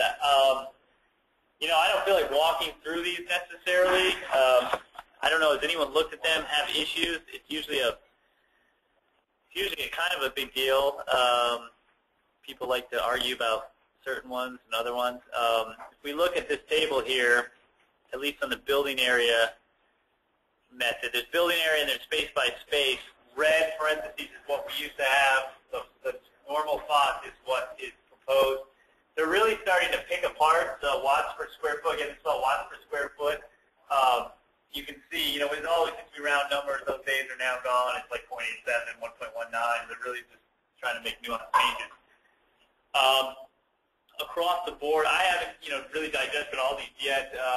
The big ones, the big hitters for people are usually office, which has gone down from 0.9 to 0.82. Whoops, sorry. Apologize. Warehouse is gone up.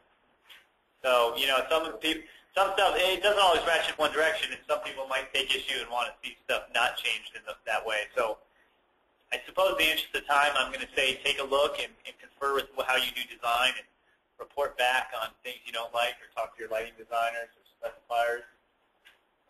Last project I had when I was told the lighting development engineer needed to cut our lighting power density by 30%, came back to 50 without any point of an option. Well, LEDs is going to make some of this very easy. All of a sudden it's changed in the last, even just since the last update cycle. So I agree. I don't know how, concerned people are, but it's out there. Some new stuff in the electrical lighting and power. There's transformers, there's some motor tables. No big changes there, but elevator cabs has a lumens per watt efficacy requirement on lights within the average lumens per watt of the elevator cab. Ventilation fan requirement for some efficiency. De-energized when unoccupied for 15 minutes. And I don't know how that works if you're stuck in there, but maybe we'll hope for the best. Yeah, Barry will hear about it. And why is the elevator any different than the rooftop unit, where I can't tell them what to do with that rooftop unit any more than I can tell them what to do for lighting and ventilation or anything else? Oh, like, meaning it's a manufacturer-driven decision? Yeah. I don't know, I've never expected an elevator wall. I mean, the first thing I want to do is, for my elevator, is I want an occupancy sensor, and there's like, turn the light off. Why would I want the lights to run 24 hours a day? No. So maybe this is the thing that we'll look into, though. Is this one of these things that, did this come out of Title 24? Is this in National Model Code change that's supposed to drive manufacturers, but we're the only ones in Vermont who have it so far, so it's not going to do anything for us and no one can comply? I can look into it and just report back. I think the best we can do, if we feel like it's really not going to be there and it means everyone is knowingly not compliant with this section. What kind of lighting do you think is only going to give you 35 lumens per watt? I mean, that's starting here, and that's a ball. Yeah. I don't know. I got to look in that. Unless it's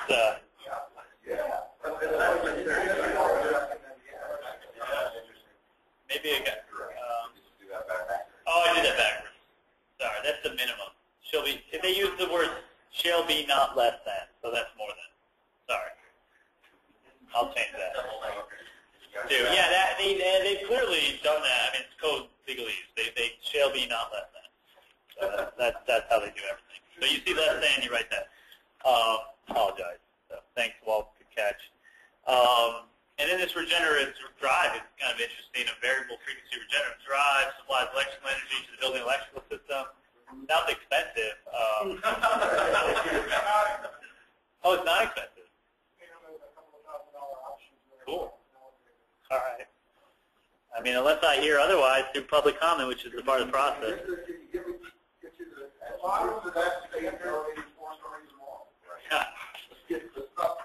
Money on two-story elevators that run 20 times a day. Yeah. Yeah, so I think that's a valid comment. Yeah, we can note that. And that's when they actually produce power, is when they drop multiple stories. Yeah. Well, why does, but you're saying elevator. This says only escalator. Oh, that's enough. Yeah, and it's only when the escalator is loaded with passengers whose combined weight exceeds 750 pounds.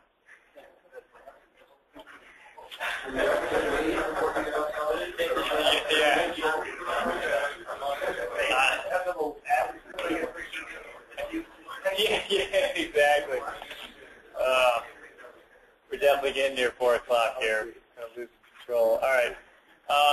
Let me go over the two things we've got is the additional efficiency options. Well, okay, and then there's commissioning, and then there's stretch code. So I'm going to have to try to go quick here just to get through this. But additional packages actually isn't that complicated. Okay? If you're doing what's considered normal good design, what it says is you must, every project that goes to the prescriptive option, of the code, must choose one of these.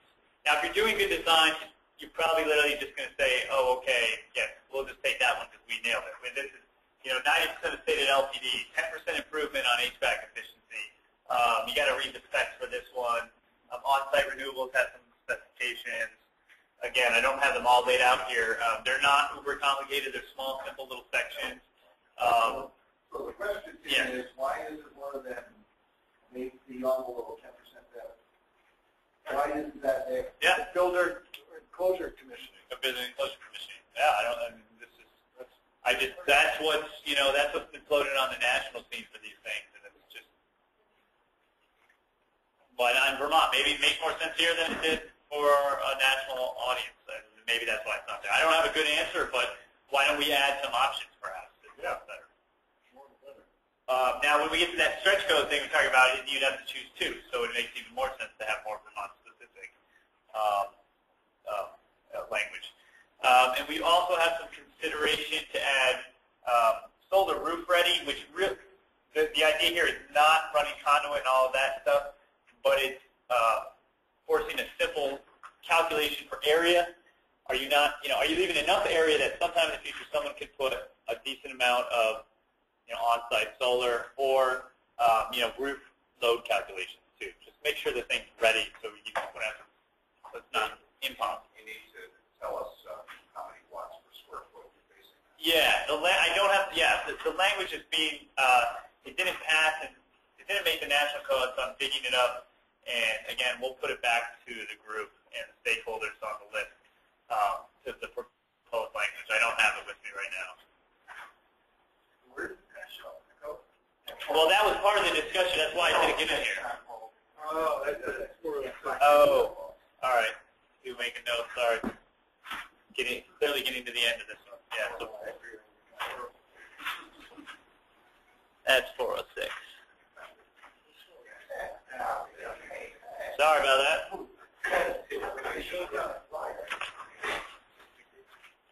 Yeah, you like that? Is it mandatory? Yes, choose one of the packages. So even if you go to 9.1, demonstrating basic technology, That's good. That's a good question. That's a very Vermont specific question because we do this applicable provision. So we also apply this additional option. Yeah. An option is a misleading term too. There's options because there's 6, but it's mandatory to pick one. So, I don't know. I think we got to consider this. My answer is probably yes. It's probably going to be an applicable provision, but I think it's up to folks like yourself to comment on whether that makes sense.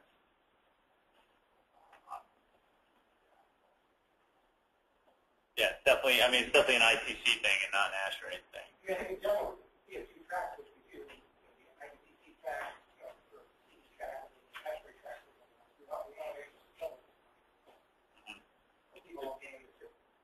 Yeah. If you look at the scope application with ASHRAE separate from 402 to 406. Oh yeah. Option 1 is ASHRAE 90.1 2013. Option 2 is section 402 to 405. And then 406 or tenant-based 406. Is that the beginning of chapter 4? Yeah. Yeah, and it did appear that in the reading of the tenant one, it said I had to do all 6 of them. It says, right, da-da-da-da-da-da. It's like the tenant space. Oh yeah. All right. It doesn't say I have to do one of these, it says I got to do all. Wait. Oh, excuse me. For the additional packages you're talking about? Okay. Read that language very carefully. All right. Yeah. No, we will check that out. That's yeah. Oh, yeah. Oh, tenants. Yeah. 462. Yeah, it's eliminate the solar option. Oh, well, it just says or. It says or. It says shall comply with number 2, which is the HVAC. 3. It says HVAC, lighting, and digital lighting controls. Or 4.2. And then it skips number 5, which is the renewable. Oh, and you could use that as your compliance option if the whole building is in compliance. That's what it's saying. So basically, it's giving tenant spaces less options. But it's not saying if you do one of them. It's saying you have to do all of them. No, it has no or in there. Or what? Well, no, it lists like number 2, number 3, number 4, number 6, 4, number 7. Yeah, right. So you got to do the first 3, or you do number 7. Yeah, all right. Yeah. We can clarify that. You're just giving me a hard time at 3:45. All right, no, that's fine. I agree. I'm not defending the authors. One of the following. We can make that change. We will note that. This is not yellow because this is what's in IEP. Oh, sorry. It should all be yellow because it is really all new. Because it's a change from the 11 CB. It was just such a distinct section, I failed to highlight the whole thing. You're right. Good point, Bill. Okay, all right. So we've got system commissioning, which is C408. I think I have that number right. Now, last time, you might remember, we did, we put in some language embedded in the mechanical system completion section. Tom and others helped refine that language last time, and it was like very basic functional performance testing for key parts of the, other parts of the code, like economizers, VAV, fan control, and hydronic systems. And it only applied to buildings over 50,000 square feet. Because we knew at the time, we were looking at the 2012 IECC, that they had this new commissioning chapter, and our feeling in the stakeholder groups came out that, we're not ready for the whole chapter and the commissioning plan and all that stuff. Let's just have some functional performance testing that's very specific. And for big buildings, where it's probably standard anyways, and it's cost-effective, etc. Okay, so that was in there. So now the question for stakeholders to figure out is what the national codes have done is taking what's been in place in Washington State Energy Codes for a long time. That's where it kind of got field tested, and it covers water heating, mechanical, and lighting controls. And I really didn't take any more time in the PowerPoint to write anything more about it, but it is. It goes into, commissioning plan, adjusting and balancing, functional performance testing, for each kind of major end use, and then it has reports and documentation requirements for each one. The question is, are we there yet? Is this good? Is this appropriate? Do we need what? Yeah. Building closure. Building enclosure. That was, again, that's in the stretches as some language for building continuous air barrier commissioning. Do you read the continuous air barrier commissioning as saying that it's enclosure, which is moisture, thermal, and air. Okay. So you'd like to see that required in this section? Okay. So that's a comment in there that other people would have to consider. Requiring boiler, that's residential. Commercial, that would be a similar carryover. The biggest potential loss. Right, but just doing the floor door test doesn't do much good when the veneer's already up. And, you've got to do the QC inspections along Tell the the contractor you can fix the building if it doesn't comply. But usually it doesn't. Well, no, you've got to do it as a process. I'm granting that. 100% with you. Okay. So one comment is add. Are there any comments we don't like this? I mean, Tom, have you taken a look at this? I looked at it briefly. We gave you a lot of time. Not so much, yeah. One of the problems I see in the proposed draft here is it now requires a commissioning plan to be developed by a registered PD or architect. A few of the states have started to require PD for commissioning, and it's causing some problems. One of the problems is, number one, the engineer or architect cannot be affiliated with a design team, either structurally through some corporate network or financially, have to be completely independent.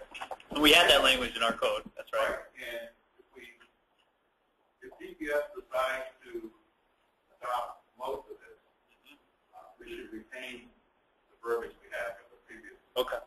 Where we have a financial interest. Mm-hmm. The problem a lot of states are running into when you require a PE to write the plan, even if it is a PE who is not in any way affiliated with the design team, is all the engineers, everything is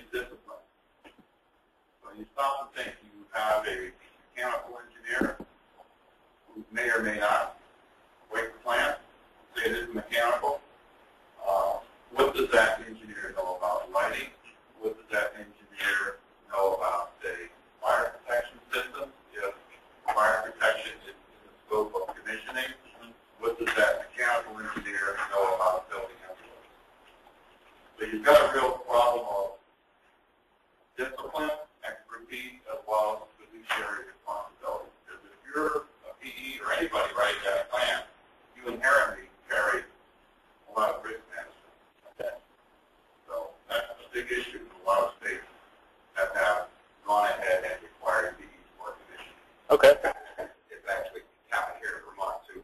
Well, the project where a person with no fiduciary responsibility for the project, but had well, it was efficiency, so they had some responsibility, or the design team had responsibility to comply with what they asked.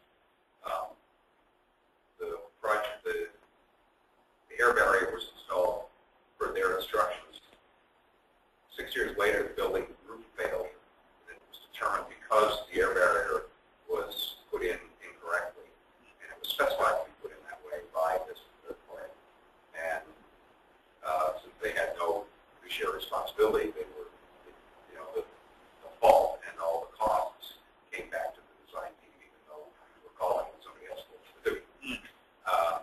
And so that, you know, there's that whole issue when you bring in a third party, and you get well, we had interests. yeah. It's getting worse and worse because there are so many, you know, the whole air barrier issue for code and moisture control is becoming more of a problem. And well, the way I've done it in the past is I'll do the design review and I give my comments to the design team, and they do what they want. Usually it's, oh yeah, we missed that. Oh yeah, we missed that. Oh yeah, oh, how are we going to fix that? And then we get together, we scratch our heads, but they're the ones who ultimately make the changes. That way I'm totally, But if you depend on that advice, then advice turns out to cause a problem. correct. You're right. You're going to go to But it's usually their design, but it's like finding deficiencies in that and making them aware. That's what I find most of the time. That's where I find. You can make, when you do the design review or offer any comment at the commissioning authority, the commissioning authority has absolutely no authority. You can only make recommendations. The design team has the responsibility they always have. They can accept it or reject it. So, but the commissioning authority is also writing that commissioning schedule and in effect having signing off on whether or not it was done correctly based on the spec they wrote, and they're not part of the design team, then that was our. That's what the third party is. the role of the commissioning later. Yeah, the role of the commissioning authority is to ensure that the design is properly set. Number one, it's designed properly, and the design is properly implemented to meet the owner's OPR, owner's project requirements. Now, the other issue, the big issue, especially here in Vermont, is what are the qualifications for a commissioning service provider? Yeah. And we had that in the 11th CVs. I mean, we had a minimum something, project experience and then independent, we had these. From a practical standpoint, as architects have to take this to an owner and say, now we need to hire another member, or you need to hire another member of the team. I don't know that I have enough here to define exactly the minimum scope. The first question the owner's going to ask is, what's the minimum amount this person can do to comply with the code? And I'm not sure I can define that. I think if I ask different commissioning agents, I get very good answers to that. And the second thing is, I don't think there are enough. I'm not sure we could do this. Tomorrow, we went out and said we need to commission all. I would love to commission all the buildings to this level, but I don't think there's that supply of expertise. So that was also talked about last 3-4 years ago. Yeah, that was a big part of it. But at least if it gets in the code and leaving it vague, so that way it's different level of commissioning can occur. But I have to write a certification that this building has met this code. So correct. That means if it gets in the code and we can't do it, I just tell owners we can't build your building because I can't find a good commissioning agent. The other issue is this is an energy code. If you're going to commission, there needs to be a focus as part of the commissioning process on operating efficiency. And from what we see, very few of my commissioning colleagues focus on efficiency. When my former business partner and I go to national commissioning conferences, we're appalled because the majority of our colleagues don't even believe in climate change. I mean, we're in a completely different mindset. So if you're going to have it, it has to at least focus on operating efficiency. Some of the states, like Austin, Texas, have the commissioning requirement. They say every alarm in the building, PDD, must be commissioned. How does that improve operating efficiency? Well, it's the economizer one. Yeah. I mean, we got fall detection diagnostics now. Got that covered. From my perspective, I get commissioning on a number of projects because of need. And I've had projects where it's been hugely valuable, and I've had projects where I felt like the requirements need. And I don't see how just telling people that they have to hire someone to write a plan and sign off on the certificate is going to improve building efficiency. Yeah. Well, the intent is actually somebody to look at the system and make sure they're working. Well, You're probably not for this time. I haven't commissioned a building yet that wasn't completely messed up. When I was told it was ready to go, we're done. That's right. It never happened. It's like you really got to have commissioning in there. Well, the question I saw was, so what level do you? Is there a threshold? Is there a building size, or is there a? I don't think so. That's what we had last time. If the DPS, in my opinion, if the DPS decides to go ahead with this, we have to have a threshold. It has to be a large building. Yeah. We don't have the resources to commission smaller buildings. We really don't have the resources to commission all the larger buildings. Very few of the larger buildings. I don't know what the penetration is. Could it be an additional package option to be a smaller building? I mean, you guys are all talking about new buildings. Right? I mean, Yeah. I've got 3.5 million square feet of existing buildings. I'm not going to be building a new building. I'm going to be adding an HVAC unit, replacing mechanical equipment, maybe building some new office areas, this and that. So I'm not going to hire a third-party commission to handle that stuff. Yeah. I'm going to commission. Well, that's the question I have, though. I mean, given the scope, the rework of existing building section, does this all fall under that? I mean, if you now have to comply with lighting systems on your existing building alteration, do you now then have to go commission the lighting controls? Well, everybody's saying no, but I don't think it says that. I don't think it says that either. So, I think it says that. Okay, so I mean, I'm hearing lots of things. There's threshold, there's qualifying personnel or commissioning authority. There's the PSP issue. Yeah, there's the existing building tie-in. I mean, we've got to figure that out. And then there's just overall. I mean, it seems like people are. It's 4 o'clock, and I said so. Since people want to get out of here, but I also said there's like some mixed feelings on how they can pull this off. And then the other thing, though, I think your point, Tom, is how much of this is fluff versus what we did last time was, I think we had the same discussion. And the point was, let's get right to the crux and try to make stuff functionally perform the way it was supposed to for key areas of the code. I think for the commission section, you got to assume the design includes the energy code requirement, and the commissioner is there to make sure it's all operating correctly. Yeah, yeah. I mean, trying to get if there's any language in there that crosses the commissioner or the commissioning authority into the design area, I think it's flawed.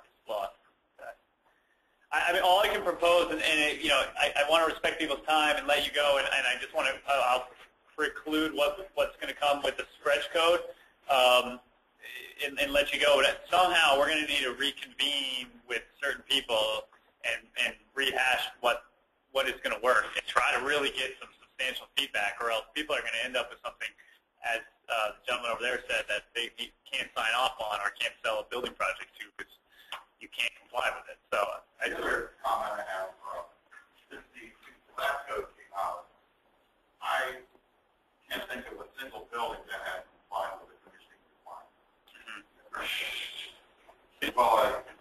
Well, there's no enforcement of it, so that's the problem. But I haven't seen it on any building. yeah. And that was the intent, was to get people sort of warmed up to it. So, okay, yeah, let's just leave. Okay, well, we're going to have to regroup. I just want to let people know, commercial is a little, residential is very simple to do stretch code. They kind of have a few cranked up numbers. CBs isn't all that complicated, but it's been a complicated process just to update the base code.